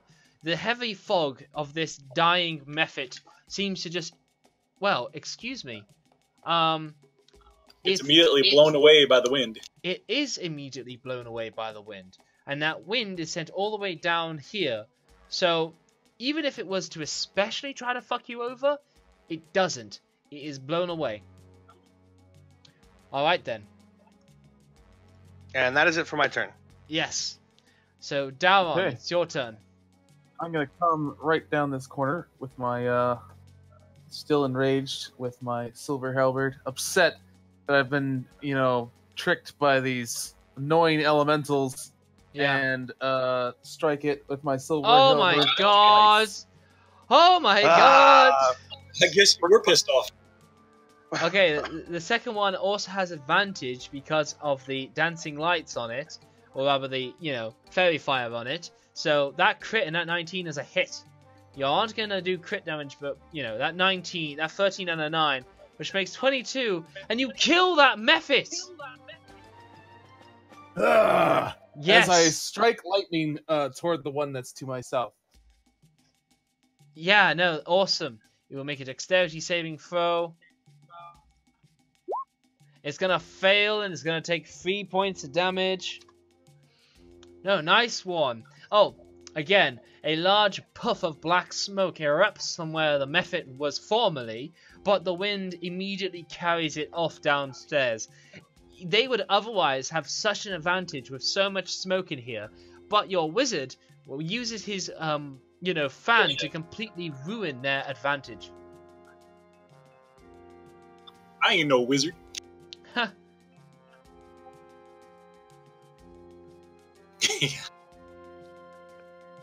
Oh. Well then. So, you killed that method. and these other ones just pop out of existence. They just puff into balls of smoke that are wafted away by your sorcerer. Well done. You win. Nice. Smoke now dissipated in these chambers. You can continue to move it, but you've kind of gassed out the rest of the corridor. You've shared the smoke around, and if you were to leave it, the smoke will start to naturally siphon back into this room. All right. Well, now that we've eliminated the threat, I would like to look in each of these small little alcoves, see if there was anything in there. You do not. Okay. I'm gonna go over to the balcony here and perceptify across the gorge. No loot anywhere? Yeah. There is no loot in there, no.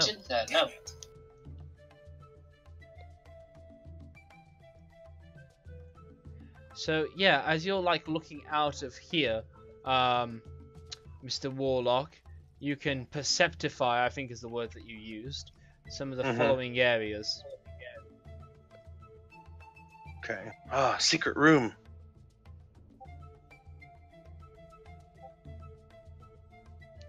That all good for you? But yeah, that's what you see. Yeah. It's also worth mentioning again that as you're up to this ledge, you as a tiefling are still coughing and your eyes sting from the sheer roaring heat of the magma beneath you. It is no joke. Okay. All right. Well, we got a few approaches to get across to the other side. We could either try to ambush the newts at the smelter, or we could just go across this bridge. Anyway, any opinions, everyone? I'd go over this bridge. It looks fairly sturdy. Yeah. And you know what? I'm going to go ahead and start leading the way. Nice one. Alright, yeah, you begin to follow the trail. You can naturally continue to do so. Okay. As we progress here, realizing that we're heading toward the newts, I am going to attempt to stealth around the corner here. I'm probably not very good at it. Just so I show you as well, from here you can see the tunnel leading over from the other side. Anyhow, yeah, so... Especially in the interest of not bunching up too much, I go around the other way to the platform here. Okay, so firstly, Daron, I'll deal with you first. What are you trying to do? You're trying to stealth, but you're trying to stealth right to that point? I'm trying to stealth to this point so that I can potentially ambush the creatures in here. And also get a better view of what's going on. Yeah, so you figure that you're doing successfully well because these fire-newts are all banging away at hammers and forging and whatnot, and they don't seem to notice you. That's a terrible roll, but you still feel like they're not going to notice you. Yep, they're...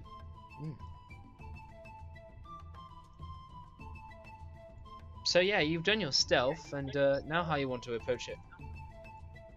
We should just charge them. We need to disperse because we've learned our lesson from grouping up against these things.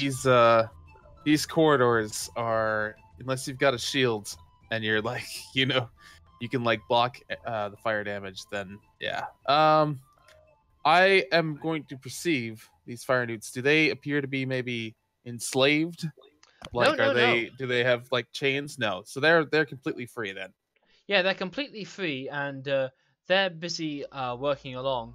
You should have in your handouts a fire-newt warrior, which is what you're looking at. You got like a pulsing rib cage that seems to be see-through. They're lava-like bodies, and they seem to be adorned with this black armor that looks totally and completely scorched to the utter bit. I do think we should ambush and charge and disperse. It's probably the smartest option. Let's see here. How's best to do this? I'm going casting to like hypnotic pattern on them. Okay, fair enough. Go for it. That's probably the best thing to do, is use a spell real quick, and then I will rush in. I'll pop out here then. Okay. It's a 30-foot cube. So if I do it along here, it'll get these, these first 4 at any rate. Okay, you can draw out a cube if you like, but no, I'll get those 4. Great. What's the spell? Ah, sweet. A hypnotic pattern. Yeah. Nice. All right then. So these creatures are going to be surprised, which I need to look at the rules on surprise because I know disadvantage on dexterity checks, but what about all other checks like wisdom and whatnot?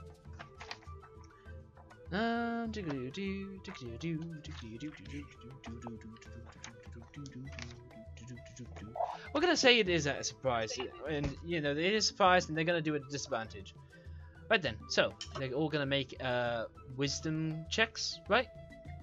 Yes, against 15. Okay, one got a crit, but it was at disadvantage, so he fails. One is gonna pass. One is gonna fail, and the last gonna fail. So, we will go with the broken heart. The broken heart shows those that are seeing some crazy visions right now. What does that do? That spell? It charms them. Yeah. So until they take damage, they don't attack those ones. Just attack the rest. Yeah. Okay. All right then. So with that, starting from Kifri, this will be your surprise round. I had held my action until she had finished, and basically my action was just to charge in and attack whoever she didn't charge, which would have been this guy. All right then. So starting with. Okay then, yeah, Daron and Kifri, you get your surprise action off. So then, you charge right in, you bust your spell. Holy shit! I mean, You are the crit master. yeah. Let me just check the condition of a charmed being, because it might mean you have advantage. These lizards seem to be armed with shields and with chain shirts made of black armor. But let's check out the charmed condition, because my god. That one isn't charmed. First one definitely went to the guy who's not charmed. So Oh yeah, no. unless I kill him, the second. Oh, you're attack will attacking the probably guy that go after isn't him. charmed. Yes, the one who is not charmed, because I don't want him to. I don't want to release any of these charmed creatures. Yeah, this is the spell the Medusa was using on us, so they can't do anything yeah, that's until right. I we remember attach them. Yeah, no, okay, yeah, sweet. You will crit that thing. You will miss on your second attack. No, you will hit. No. You have a surprise, so it is advantage. Yes, you will hit on that second attack. Firstly, you will do a massive, whopping 20 points of damage, bloodying that fire-newt as he's completely taken by surprise. He was working the smelter, and then his buddies go into a sudden trance as these magical lights and hypnotic patterns appear above him. And then you charge in with a silver halberd, rushing in, and then you just like utterly obliterate him. And yeah, on the other attack, you kill him. All right. I will not use my lightning then, and that'll be my surprise action. By the way, you've used one rage when you started the giant strider fight. This You've is my used the third second rage. Yeah, this is your third rage. Yeah. Glad we got that under wrap. Yeah. So Kifri. I have been keeping track. Good. So Kifri and Daron, you have followed your initiative. Oh my god, you took a short rest. You were meant to do your initiative order again. We're kind of committed to this initiative order. Maybe keep it? Yeah, sure. Much appreciated, thank you. Fuck it. It's really not in an order I would like, but anyhow, Willem, there is a surprise round. You may get a turn to do something. Alright, I move over there, and are those guys in the back? Let's see. Are they in my line of sight? I actually don't see you. Where are you? I'm across the lava. Side of the lava. Whoa. Okay, with split them time you apart, could set yourself up there. Yeah. So you can see as far as your sight can, which is 120 feet, I believe, or something further than that. You can see that fire-newt, yeah. Okay. Yeah, so I should be able to magic missile him, because the magic missile is 120 feet. Yeah, you can magic missile him. Do you focus it all down to that fire newt? Yes. Brilliant. You do an absolute snipe shot on that fire newt from a far distance. Lava not interfering you. You just snipe him as you pew pew magic missile him from all the way back here. And yeah, he takes a reeling bit of damage for it. Brightheart, I will give you a surprise round too. Okay. 5, 10, 15. I'm going to dash towards this one right here, and that's my turn. Okay, awesome. Sylvan, you get a surprise round. Okay. I'm going to move my guy here. I'm going to take a shot at...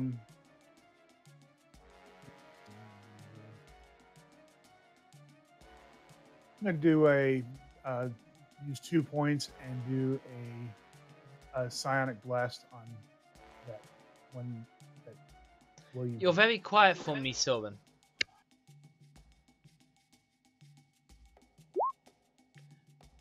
Which one were you attacking? The one that Willem attacked. Ah, brilliant. Then that is going to do some good damage. It's not going to kill him, but he is staggering and fairly hurt. Take my movement and move right where Kiffy's at. Okay, awesome. Alright. Now then, yep. Mushrib is just going to take up here and get the dodge action going. Okay, Kifri, your turn. Nope, you've done your thing. I suppose the only one left for a surprise round is Tiefling Warlock. Yeah, so I'm gonna move to here, 30 feet, and I will go ahead and shoot this one with a Eldritch Blast. Brilliant, roll it. Which I believe, I'm just double checking, it should be... Yeah, okay. That's a hit. So there will be 2 beams of 1d10, so I'll roll the damage twice for you. No, you roll the attack twice. You attack on each beam. I roll the attack twice? Yes, you attack for each beam that you possess. Okay, fair enough. That is also going to be a hit, and we'll take the 10 from before. As you completely, utterly, brutally murderize this fire newt, as you send out this necrotic, or is it psychic, or it's a something blast of dark energy that rips out and starts to pummel its being. You splatter the lava of it as you make it splay out. Force damage. You splatter it with forceful damage. And that is your surprise round. We go back to regular initiative round, and now it is Daron's turn, but we shall wait for him. I'm back. Perfect. You want to rearrange, because I believe one of the fire newts is a 21. Thank you. Yeah, there's one down below you. Yeah. Yep. Okay. Yeah. So there is one fire newt that is especially hard, but you're quite right. He does have a turn.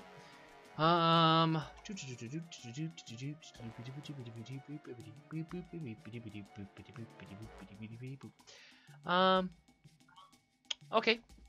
So this fire newt is going to dash all the way into here, and he is going to do something this round, and I'm not going to say what. Okay, Dallin, it's your turn. Okay. In that case, I'm gonna move over to here, at this corner, and I'm going to ready an action for anybody who decides to get within 10 reach of my halberd. Yeah, halberd. Nice. So you are going with the halberd. Yes, I currently have AC 15. Yes, I have AC 15 at the moment. Good. Willem, it's your turn now. All right. move back. Anything in my line of sight? If you can. Actually, there's that one that hadn't quite died yet. Yes, you're quite right. If you can draw a line tool to it, then you can see it. Yeah. All right. Yeah. So I suppose the crane is in your way a little bit. Yeah, but it's a magic missile. It's magic missile. So as long as I can see it, I can hit it. Yep. So I'll hit two. I'll cast it at level 2, and 2 missiles on that, and 2 missiles on that. Brilliant. This dude is gonna die. Sweet. So do 2d4 plus 2 to the other one.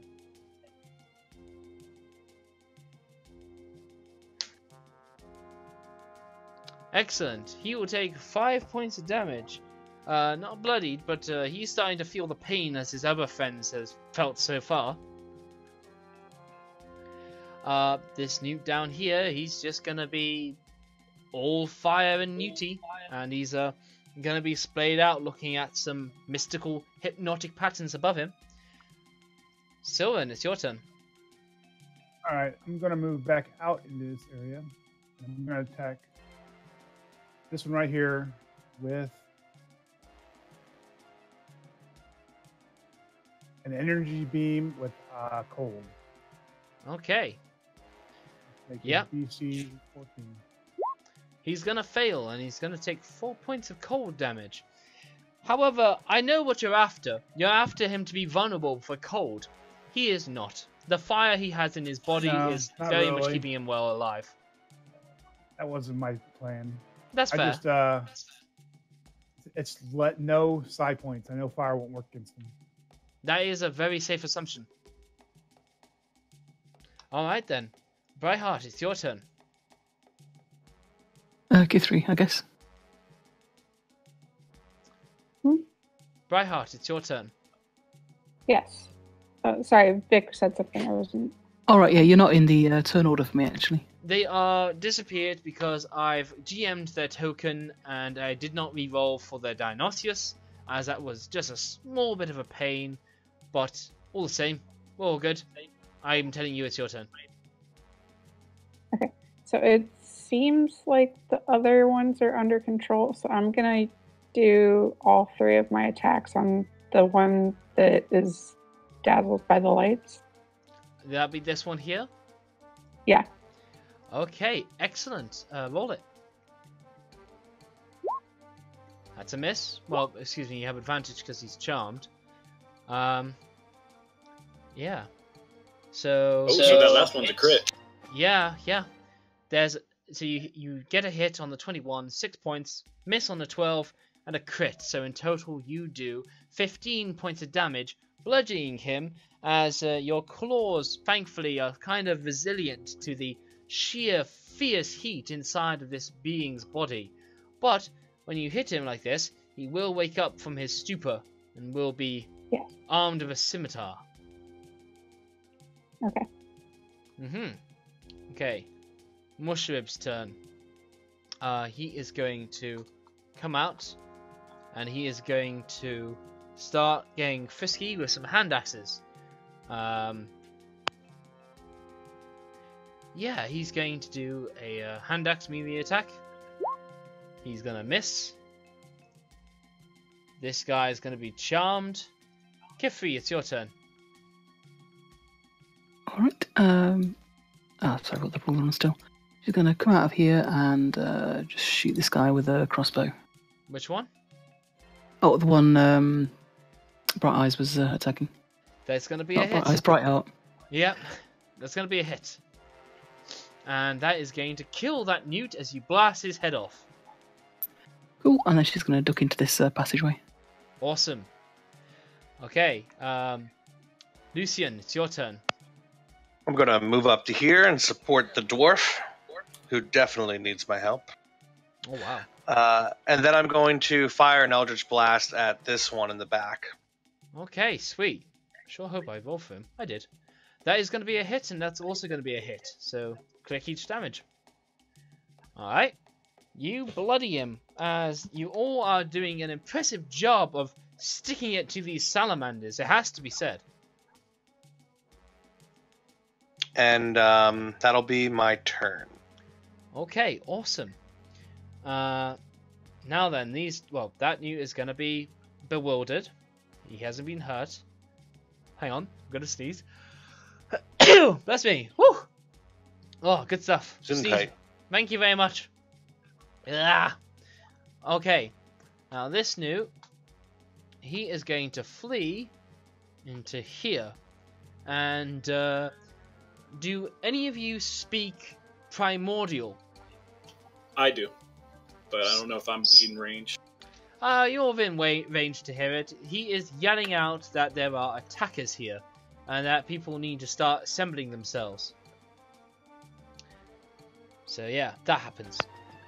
Okay. Now this warrior hears the call to arms. He is going to... Oh, yeah, okay. So he is going to walk between the smelters, kind of sliver his way there, go through the raw magma that's between the, in the pit. He's going to just walk right through it. Magma still dripping off of his being, as he is going to be armed with a scimitar, and he's going to start attacking you by heart. Okay. He's going to arm it and going to slice at you twice. He rolls an 18 and a 12. So the 18 is just going to do 2 points of damage to you. Alright. Now this newt has accomplished what he set to do. He opens up the other paddocks for the other giant striders. And he releases them. He will mount one for himself. He will keep that sort of conveniently to the back. And then all these striders are going to start rolling initiative. This initiative order may get pretty damn big. Not going to lie. Alright. Alright. He's not going to actually mount that one. He's going to mount that one. Going to take that back. We're going to take that... Well, we've got to keep it there just in case, but whatever. Okay. So... having mounted his strider, the fire newt is going to start making his way back out here, and he's going to activate your, thing, Dauron.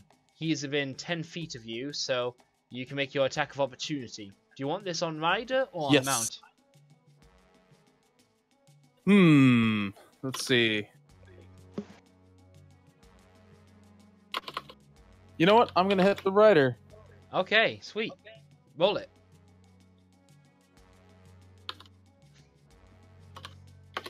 Whoa, that's amazing.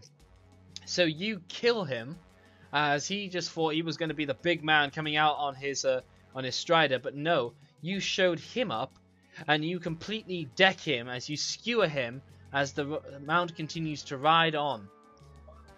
So now mountless, it's basically going to get into here. Yeah, it's going to get all the way to here, in fact. It's going to turn around on you, and it's going to try to peck at you. It rolls a 12, and that's going to be a miss. And it's your turn, Dauron. All right. I'm going to hit this mount. That's going to be a hit, and that's great damage. Does it kill it or not? It doesn't, but it bloodies it. Bloodies it. Then I will strike it with my second attack again. Oh, shit. And you kill it. Dauron, everybody. God damn. And with my lightning, I strike at the rider, who's 10 foot away and still in my aura. Now, you have not declared to me yet, and I've been wondering about this, when and how you would do your rage, as you've not said you're going to do a rage yet, and I've been waiting on it. Okay, I guess I assumed that it was in this fight, but I apologize. Then I am raging now. Yes. This is basically free call, so. Yep, you do a bonus action, and I know you have your rage damage set up separately, so even in your attack... Oh, you have had it bracketed in your attacks. Yeah. No, I see that. Yeah, you did presume. Sorry, man. But you activate your rage, and it is going to affect this dude. He's going to make a dexterity. He's gonna fail, and he takes the full 8 of your arcing shot of lightning as it strikes back at the Strider. Okay, Willem, it's your turn now. Alright. Do my sniper shot once again on that guy. Alright, awesome. Yeah, you can just about see him. Can you draw a line? Oh yeah, he is between 2 things. So, because of that, yeah, you can see him. You're gonna burn through your spell slots at this rate. Yeah, I haven't used many level 2, so I've been casting them at level 2. Oh, okay. Well, that is going to kill him. And out of reference, yeah, you could use your thingy to just float across this chasm. That's what I was just about to do. Nice. Yeah, so you take a little hop and a skip above the magma as you float on over, like, wispily. Yeah, your toes are pretty fucking burnt. But you're steaming, but with the, like, lightning around you, you manage to, like, catch yourself over on the other side very elegantly. And I use the rest of my move to move there. Okay, sweet. You get behind some cover. Alright. Now it is this Strider's turn. It did not... It's just going to follow where its dead body was. And it's going to... It's going to try something. It's going to try and do its whole fireball situation thing. That was wrong. Alright, it's going to get it. So, Daron and Mr. Tiefling Warlock both make me dexterity saving throws, please. He's casting a spell that I can see, right? Yeah. Ah, Lucian. Goddamn. I'm going to have to look up your danger sense. Because your danger sense, I know in the context of traps. But in the context of... Okay, here we go. Let's get this right. You get an uncanny sense of when things nearby aren't as they should be, giving you an edge when you dodge away from danger. Your advantage on dexterity saving throws against effects that you can see, such as traps and spells. Okay. There you go. Yeah, I know the context they meant it. They meant it for when you're dungeoneering, but that is just like flatline spells. So, I mean, for like flatline, like it was. Oh, whatever. I know what they wanted, but they did not communicate it enough, and now this has happened. At level 2. Okay, so yeah, you pass and take half. Now, Lucian, because you are Tiefling with hellish resistance, unless you're any kind of, like, variant, you're going to have resistance to fire, aren't you? Yes. Alright, so you're going to take 6, and Daron, you're going to take 6. And that's its turn. Sylvan, it's your turn now. All right, I'm going to stay right here. I'm in this strider right here. I'm going. Hold on a second. Okay. Psionic blast on him with level 2. Yeah, awesome. That will work out just fine.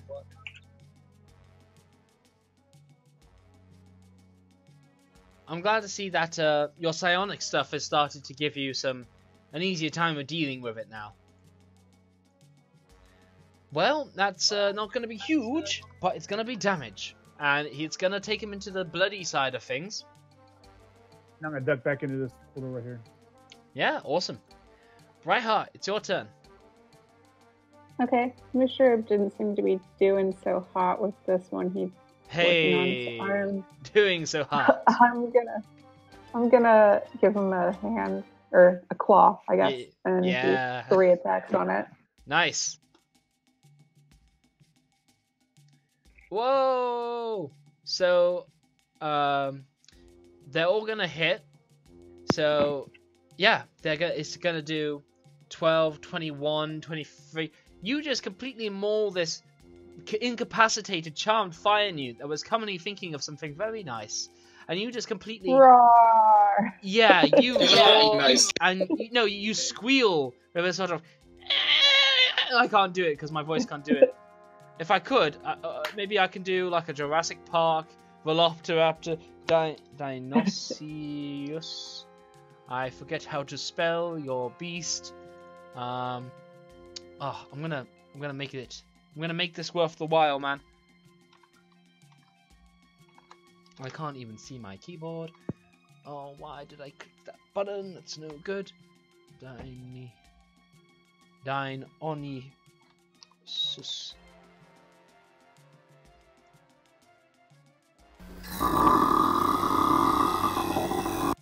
Okay, this is apparently what a guy called Fish claims that you sound like.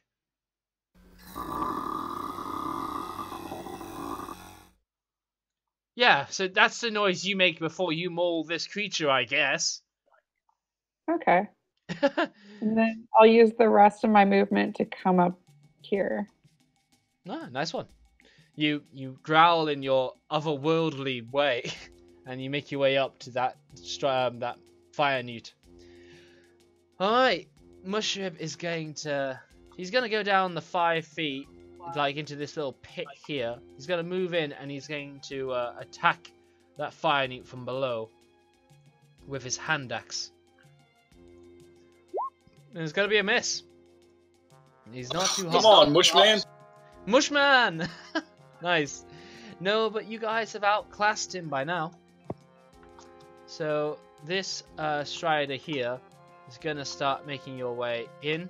The Strider is going to go to here, and then it's going to try to bite you down.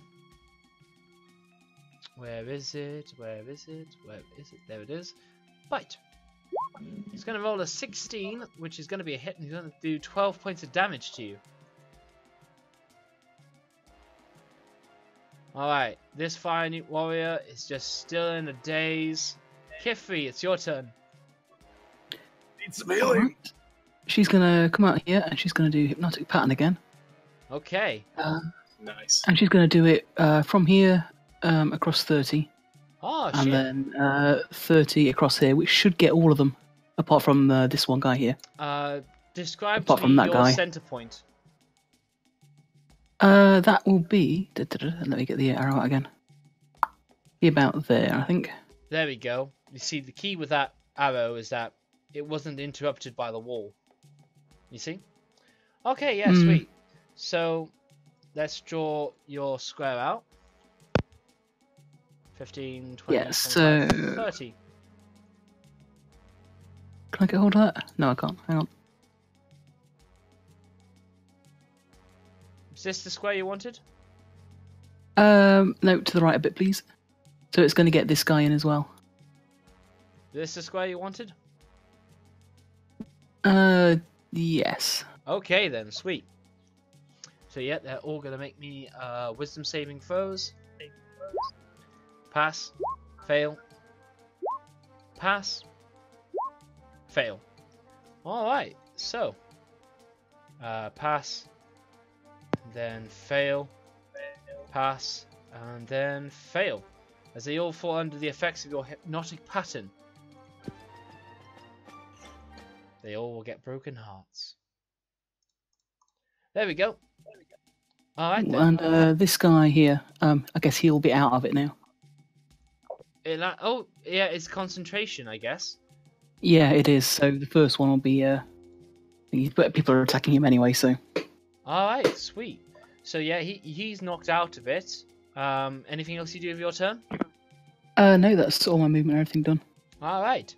This creature right here is going to spend an action to sort of peck this other one, and is going to wake him up with a firm thing, and then it's just going to move down this way. Alright. Tiefling Warlock, it's your turn. I'm going to cast Blink on myself. Oh shit. And at the end of each of your turns, on a roll of 11 or higher, you vanish from your current plane. Ah, this one. Do you know, I've never really dealt with this so much, but I remember it. So yeah, you start going into an ethereal plane. You start shifting into another realm of reality. And you start poking into the dimension and plane of ghosts. So, okay And if you do Just take before the end of my turn, I'll step to there. okay, And then I roll a 1d20. Yeah, roll a 1d20. You are in Alright, so I another disappear. plane. Yes. You so you are disappeared. You are in another plane of existence, right? Yep, I'm in the ethereal plane. Yeah, sweet. So I'm gonna label that with a what am I gonna label you with? You could just move me to the GM layer till my next turn. Nah. I wanna give you a bleeding eyeball. That seems good. So yeah, you Okay, because my allies can actually move into the space where I was. So I'm not, because I'm not there technically. Alright, you're on the GM layer then. You have shifted to a whole other layer. You have truly vanished from sight, and you have gone to the place of ghosts where you're ready to start spooking people. Be sure to start counting down a minute. I will. Yep. Okay, awesome. Is this a concentration spell, by the way? No, it is not actually. Wow, nice. Unappreciated spells. This fire-newt, this giant strider, has been smacked by its buddy, and so it is going to pop out, and it's going to start... It's going to dash over to here to find you, Sylvan, in the way. And then this giant strider...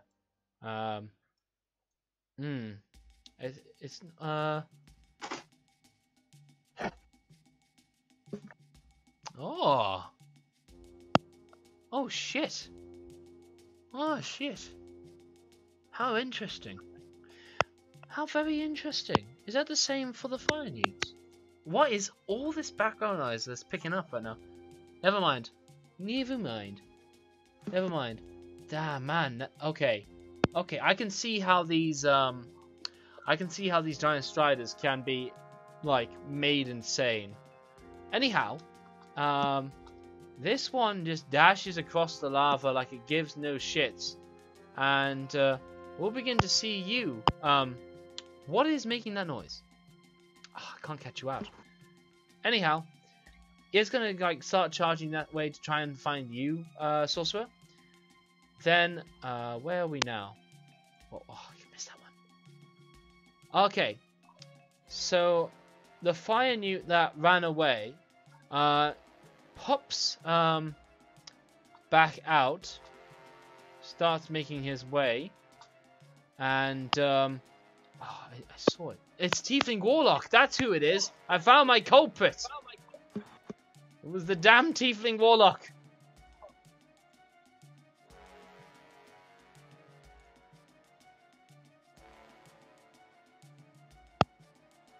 Alright. Jesus.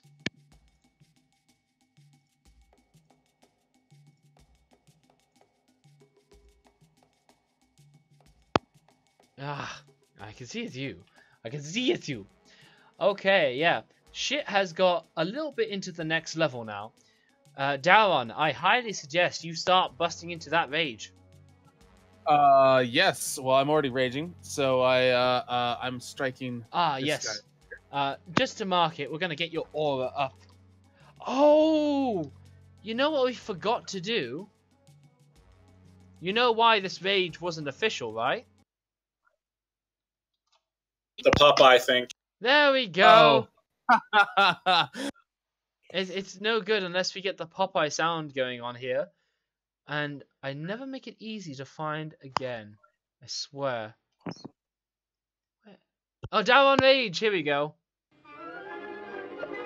You start unleashing lightning hell upon your enemies as you are the sailor from hell. Wonderful. Okay, yeah. So that is gonna be a miss. That's my second attack. Against, it was this guy here, who's not charmed. Hang on, I allowed this guy to move. That was wrong of me. He needs to stay put somewhere where he's charmed. You moved him, and then he was charmed. Thank you. Right. Yes. Sorry. You were fine. Good. I lost my train of thought there. But yes, that next one is going to be a hit. Who are you attacking? I'm attacking this one here, which... He is bloodied, and you're going to kill him. All right. And then with my lightning, I will attempt to finish off this newt right here. Yes, no, absolutely. Oh, the newt. You're going to try the newt. Yeah, he doesn't want to break the hypnotic I pattern. don't want to break the. Well, the hypnotic pattern charm was there. already broken when Kifri moved it across, but this is also going to do its job now. You hit, and you do a fairly good portion of damage to him as the lightning shudders into his being, but he is out of his hypnotic pattern anyway. Alright, Willem, it's your turn. You see that one giant strider beneath you. Yeah, sneaky little bugger.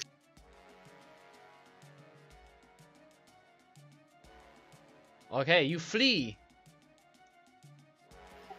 Alright. You can see to the right of you a flaming pool of silver. I am running low on spells, so I gotta figure out what I can do.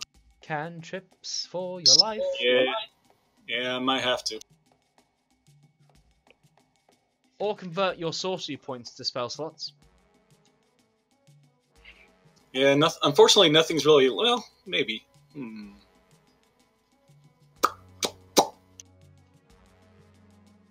Yeah, I'll just shoot a ray of cold at the one in the lava. The one in the lava? Assuming I can see him. You can see him. He's a large creature.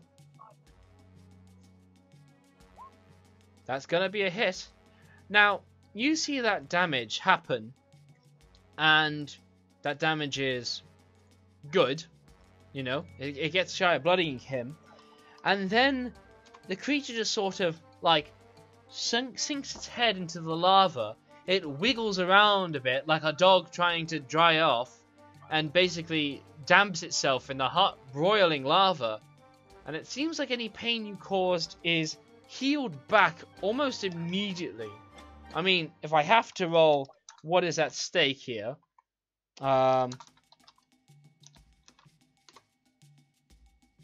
okay, Whoops. let's try that again. 1d0. Yes, that'd be 52 hit points restored back to it. Oh boy. Or rather half that, which makes it 22? No. Alright, guys, 26. don't fight them in lava. Yeah. They super love lava. Fire-newt turn. Or it'd be one of their turn. Oh man, there's a whole flipping complex in here. Let me just check some details.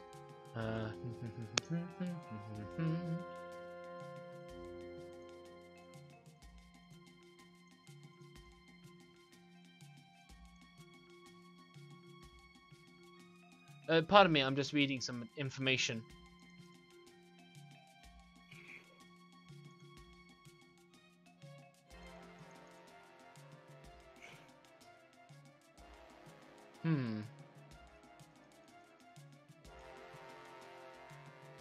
Again, pardon me, I am just reading some interesting information here. No. Oh, okay. I see that.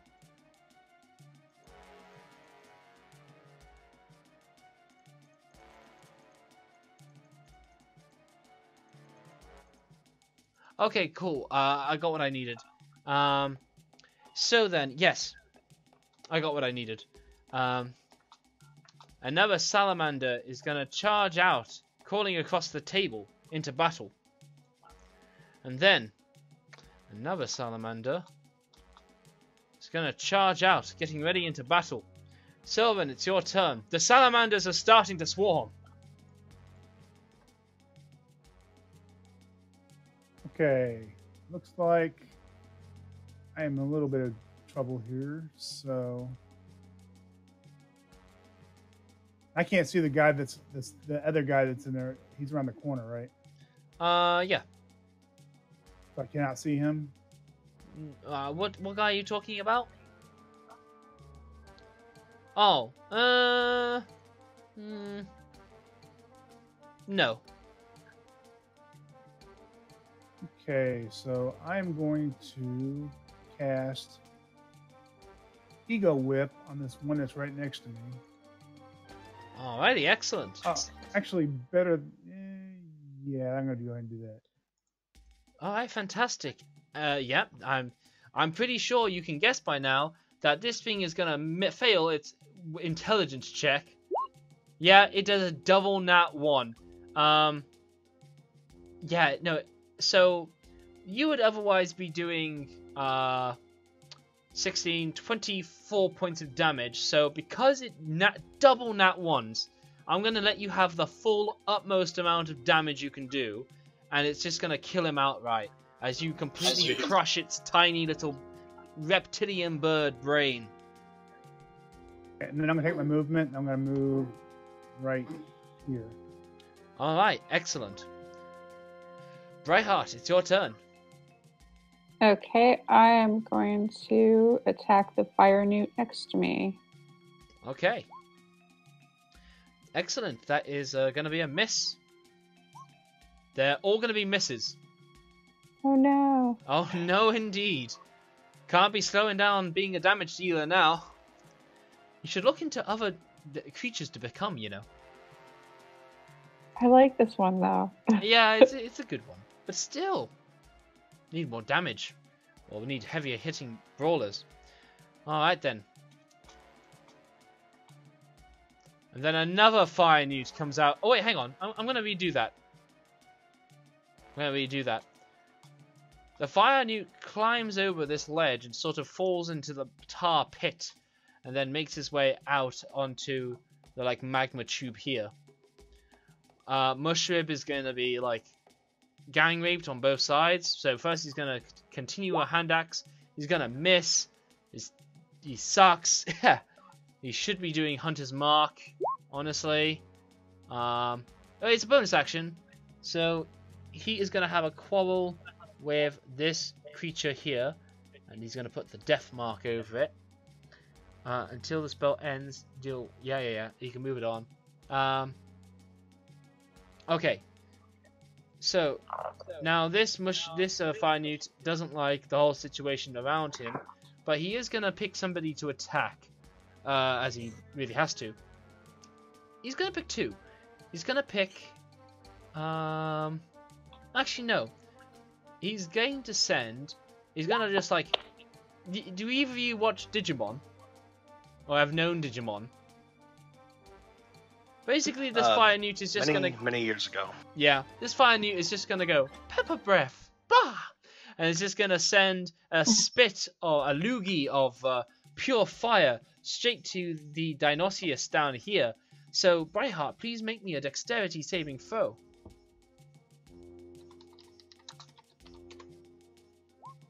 Whoa! Oh yeah. Yeah, you completely crit that. You do excellently. And you will take 3 points of fire damage. Alright. This giant strider is charmed. Alright. Alright then. Another fire-newt spills out and will charge its way over to Kithri. And then... Whoop, let's try that again.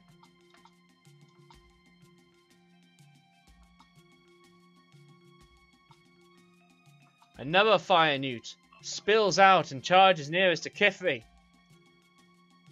And then... Another fire-newt spills out and starts to go across the lava. All the fire-newts beginning to gather. Kithri, time for something big. I'm thinking of just running away, to be honest. It's probably a good idea. You guys and you're running away. Strategy, man, strategy. Sure. No, I am going to cast Shatter, I think. Yes, very nice. And I'm going to cast it here. So a 10 foot radius will get all three of these guys. Oh, awesome. Oh, okay then. I thought no, it's Shatter, not Thunderwave. Yeah, no, sweet. They're all gonna make some con saves. One is gonna pass, and that's gonna be the top right one. So this dude. Anything else along with Shatter? No, but I am going to use my movement and just take the opportunity attacks to get me down here. And I'll give some bardic inspiration to Dalron as a bonus action. Okay, sweet. So, yep, they're going to take the attacks of opportunity on you with their scimitars. That's going to be a 14 and an 18. The 18 does 7 points of damage to you. Cool. Alright. It's me done that. This giant strider is going to wiggle its way around and is going to cut you off, Kifri, from any escape you thought you may have. And it is going to peck at you. Now, or if I say it fast enough, it sounds like Pikachu. But it rolls a 9. Okay, that misses.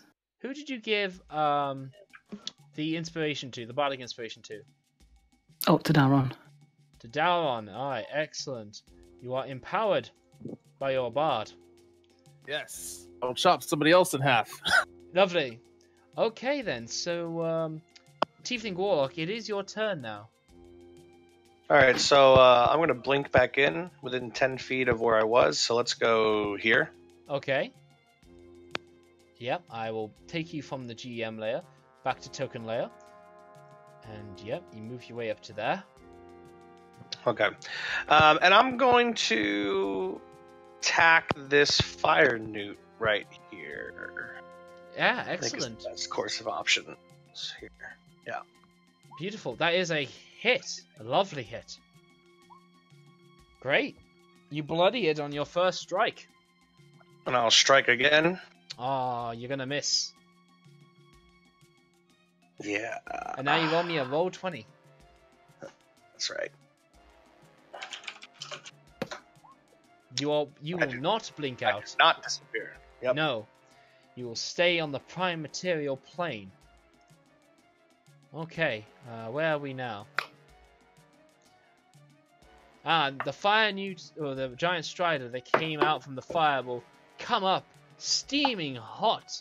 And, well, it's going to tuck in with its buddy, basically. And it's going to attack you, Kifri. It's going to peck at you, but rolls an 8. That's going to be a miss. Now then.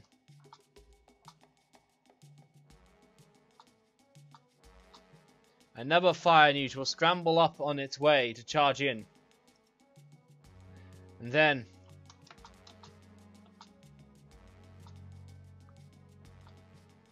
another fire-newt will go into the silver, like the molten silver, and it's gonna take like a dunking in it, and yeah, it kind of just sits in there stewing as it charges in there. And then another fire-newt is gonna charge across this table, and we'll go to here. And then the fire-newt here is going to come up to you, Mr. Tiefling Warlock, and is going to scimitar you twice. It's going to do 22s, and it's going to do 9 points slashing damage in total. Alright. Alright then. Now then. Another fire-newt. This one, with this very ornate black armor, comes forward. This one seems to be something of a kind of general, it seems. Yeah. And I'll share it now. This is the fire-newt Warlock of Imix. And this one is pretty... it means business. So let's see, what is it going to do? From its wonderful position, it's going to do a firebolt down on Willem. It's going to do... he'll never hit my AC 11. It's never going to hit your AC of 11 after it rolls 2 1s. Wow. Nice. It had a proud moment, but it does jack fucking shit. Whew. Alright then. Dalron, it's your turn. The enemies have begun to swarm. The fire-newts are everywhere. They count up to 1, 2, 3, 4, 5, 6, 7, 8, 9, 10, 11, 12. Doesn't matter. Hrakhamar will be free. Yes! Step 5 foot here, and I will strike at the the newt here? Yes. If you have got reach, this newt over here looks like any hit will kill it. Okay. Yeah, then you strike it and you kill that newt. And then I shall strike another newt. This one is also quite bloodied from the great sword that the tiefling warlock slashed down onto it.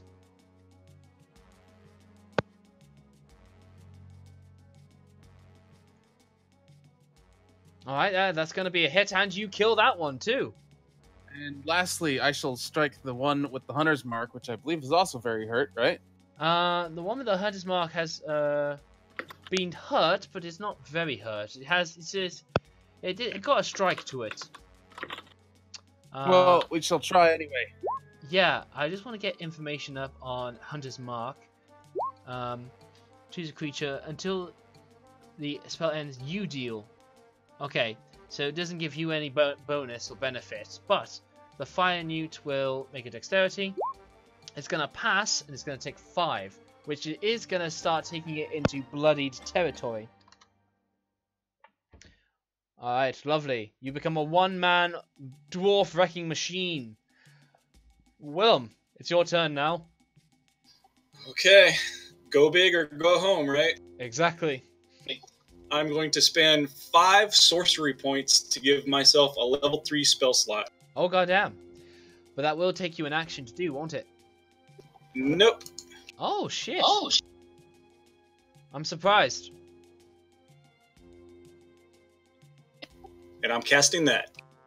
Wow, okay then. So draw me out the cylinder. So draw me out the circle you wish to affect.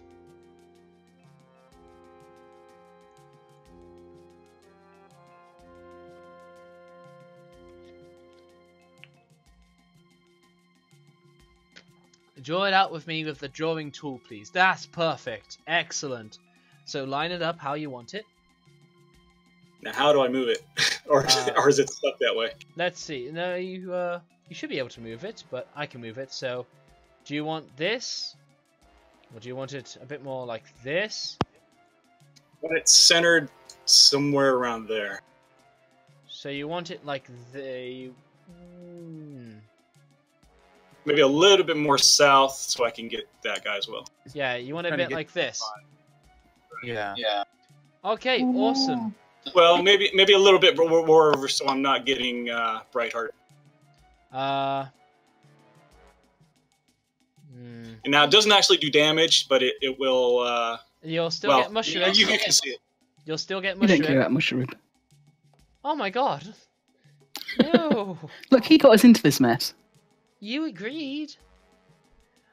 But is this... All right, the ground's ignoring it, like ice. It's difficult terrain. When a creature enters the spell's area for the first time or starts its turn there, makes a dexterity saving throw, or it falls prone. Anyway, this is where you want it, right? Yes. Okay then, sweet. We will keep that in effect for a while. Alright then, yes.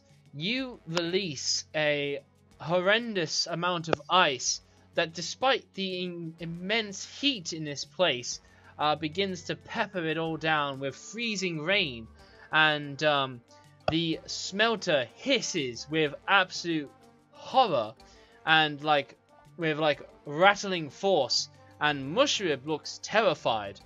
The smelters begin to hiss angrily, and if it was anything less than dwarven metal, you know, these things would explode.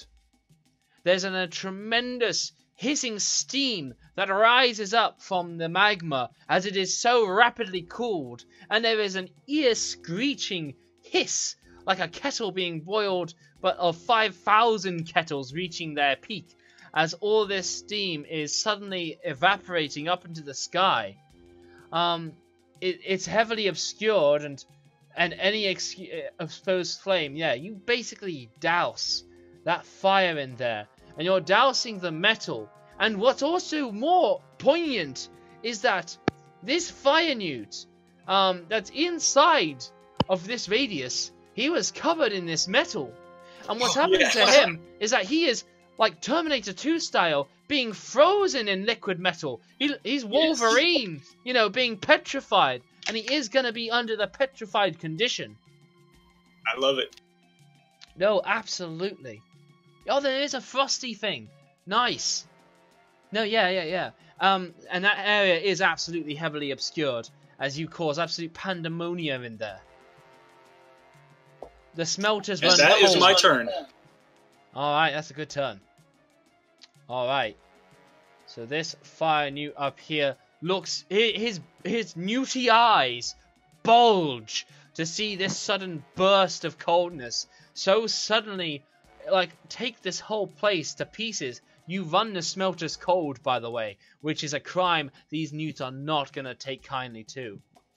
But to get to you, he's going to have to deal with some of his other people. So he is going to share a scimitar attack between Tiefling Warlock and Dauron. Tiefling Warlock, you get a 21. Dauron, you get a 14. And Tiefling Warlock, Yes. you take 2 points of slashing damage. Okay. Next up, this other newt starts to come in. He will not try to attempt going through that hissing, angry, volatile mix of fire and ice. He is not going to attempt it. And he's going to scimitar rather, Tiefling Warlock twice. He crits and he rolls an 8. The crit will do 9 points of damage to you. Sylvan, it's your turn. Can I see the general from my position right now?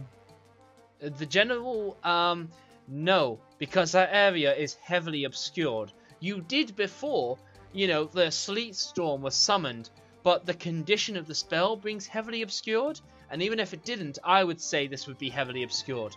So you absolutely do not see him through this fog, unless you have anything ability-wise you can summon upon. Okay, so that just changed my whole tactical strategy. So it'll be a couple seconds before I can figure out what I'm doing next. Okay.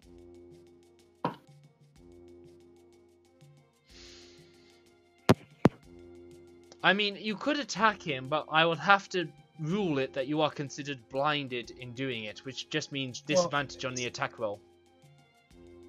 Yeah, I'm not shooting anything at him, so I mean it's gonna be a mind thing. So Right. I'm not worried about it. I'm gonna do move to that spot right there. I'm gonna drop Hungry Lightning on. Let's see. Hold on a second. I can get both those guys in a straight line, right? Yeah, sure. Absolutely. We're gonna do Lightning Leap. 5 points. Okay, your spell did not correctly activate. All right, let's try it on the other one. Alright. Might work. Hopefully it'll work. It's not even on the other one. Alright, so refer to your damage best way that you can for me, please. It's gonna be a straight line. Gonna do 1d8 lightning damage per psi. And how many Okay. side points are you going to invest into this? Scratch it. I'm gonna do 4. I'm just gonna attack this guy right here in front. Okay. And I'm gonna just do Hungry Lightning instead. Okay. It's 4 side points. Does he do a dexterity or anything? I'll post it here in a second. Okay.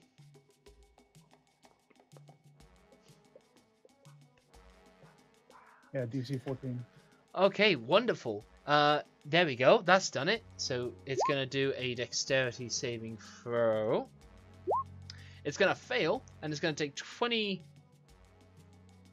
Yeah, it's going to die outright as you completely annihilate it with sudden bursts of lightning. Wonderful. Anything else you do? I'm gonna move back just one spot. Wonderful. All right. That's it. Brightheart, it's your turn now. Okay, I'm going to keep trying to attack the fire newt in front of me. The little Dinoceus that could. That is a miss. And that's a crit. And that's a hit. And between that crit and that hit, you're going to kill him. Well, actually, you kill him on the crit, actually. So, you move on up. You put your attack onto this dude. You hit. And you do another 10 points of damage, bloodying him. Sounds good. Yeah. And that is as much as your Dinoceus can do. Alright, now this creature is lost in the like sea of fog and mist and everything. So it's just gonna try and get up. It's kind of like getting stuck in the like molten lava too.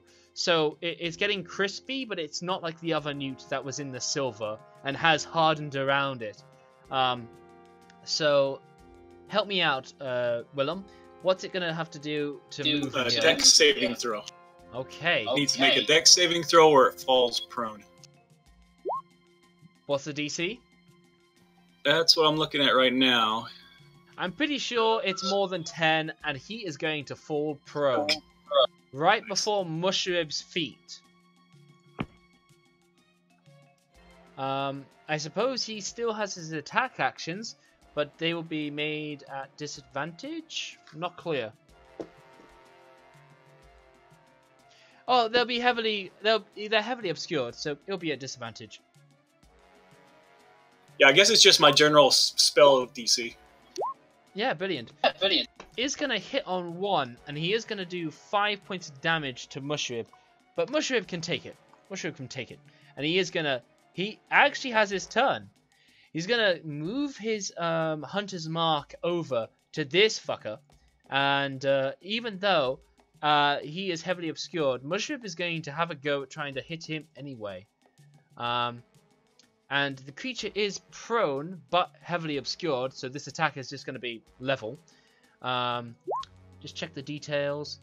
The weapon attack. Check. Make to find it. Yeah. Yeah, it's just going to be made regular. It's just going to be a regular hand axe. And it's going to be a miss. Mushrib is... He's a man of... spirit. He's a mascot. He's just a mascot at this point. This giant strider is still charmed. This fire newt is gonna try to move. It's gonna make a dexterity saving throw though. Right? That is correct. Okay. He crits, so he's gonna be able to go about as he please. He's gonna step out, see Kithri all lined up nice and tidily for him. And he's going to begin with some scimitar attacks, slashing out angrily. The first hit is going to be a complete miss and a failure with a nat 1, as he is just still smoking like a Attack on Titan coming out from their own transformation mist, as he's just looking like that. But the next one is going to be a 17, and will do 4 points of damage to you, Kithri. I'm going to Cutting Words his attack. Ooh, roll it. You must be running out of bardic dice by now. I think I've got about 1 left after this. Yikes. Whoa! You completely negate that attack as you just sidestep it quite easily. No, you Neo-Matrix bend over backwards a bit as the scimitar slashes across you and misses by a long way. As you My add Gran can fight better than that. Ah! Inspiration for you, Kithri. And it is Thank your you. turn to follow up that insult. Right. First off, I'm going to use a bonus action to heal Lucy. Okay.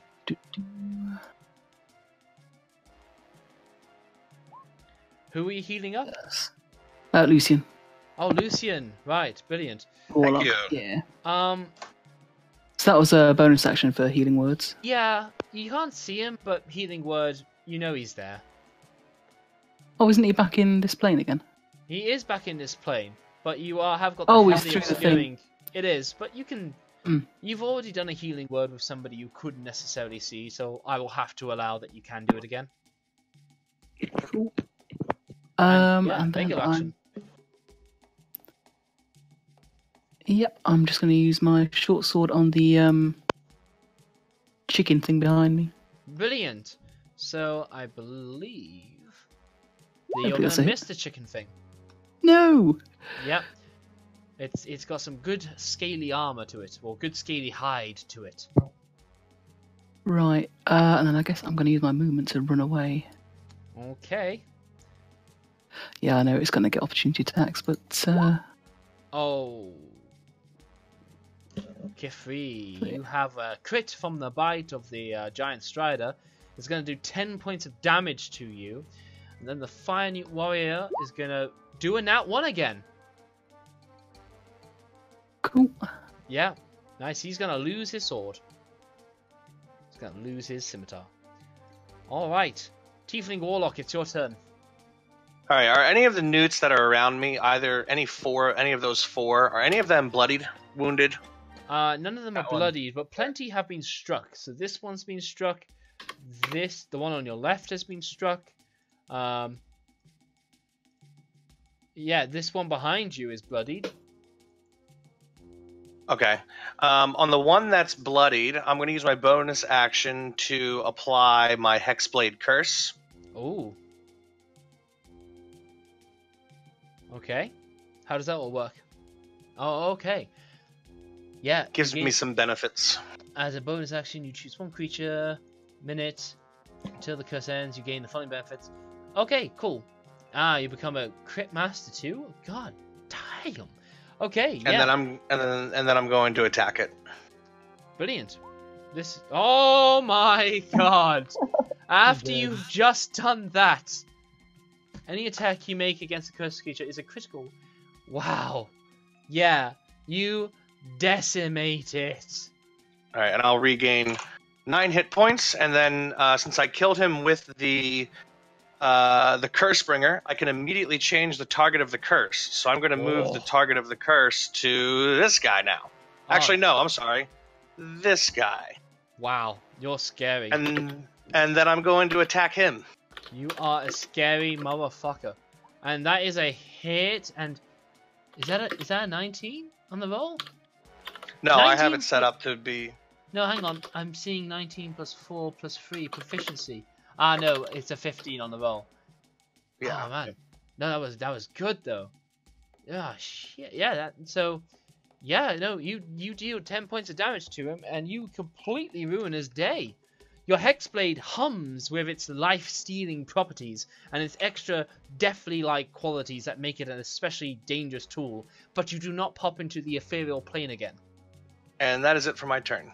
Yes. Now this thing is gonna pick up a fire newt.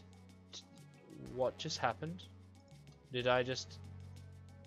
No, I did not move the map. Okay. Yeah, right click just helps me move around. Something I forget about for often. But no, it's gonna pick up that fire newt. And then the two are gonna move as one over to you, Sylvan. And you haven't had this for a while. But let's see. GM roll.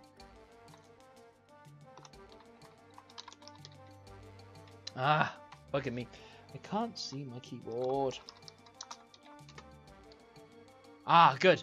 It is unable to strike you with another bout of fire. So instead it is just going to go straight to pecking you, Sylvan. And it does a 20 and does 8 points of damage to you. Okay. Okay, nice one. This fire newt is next to out of action. I list him here in case something breaks him out or the spell ends, but he is frozen and he is petrified in silver. He is a silver fire newt. It's quite the sight. He looks like a work of art. How much can we sell him for? That is a very good question. Probably quite a bit. If he... Well, I mean, you'd be selling a live fire newt. But hey. So this one is going to... Well, he can only attack you, Mr. Tiefling Warlock. So he is going to do exactly that. He's going to miss with a 14? Yeah, he's going to miss twice. Alright. Now, this dude, he doesn't like the situation you guys created for him. Which is an awkward situation. Don't forget that deck safe. Well, that's only if he moves. No, it's if he starts his turn in the effect. Well then. Yeah, he's boned. He has to do it. No, he's out of it. So, the only thing he can do is actually just to remove himself from this pedestal. And he's going to start making his way around over to here. About as smart as he can get, really. Down. Oh, wait, no. Before we continue this, you guys deep in battle with the fire newts and their giant strider-like mounts, with the smelting hub frozen over and rattling with the heat and frost combined at once, we will end that session there. Thank you very much.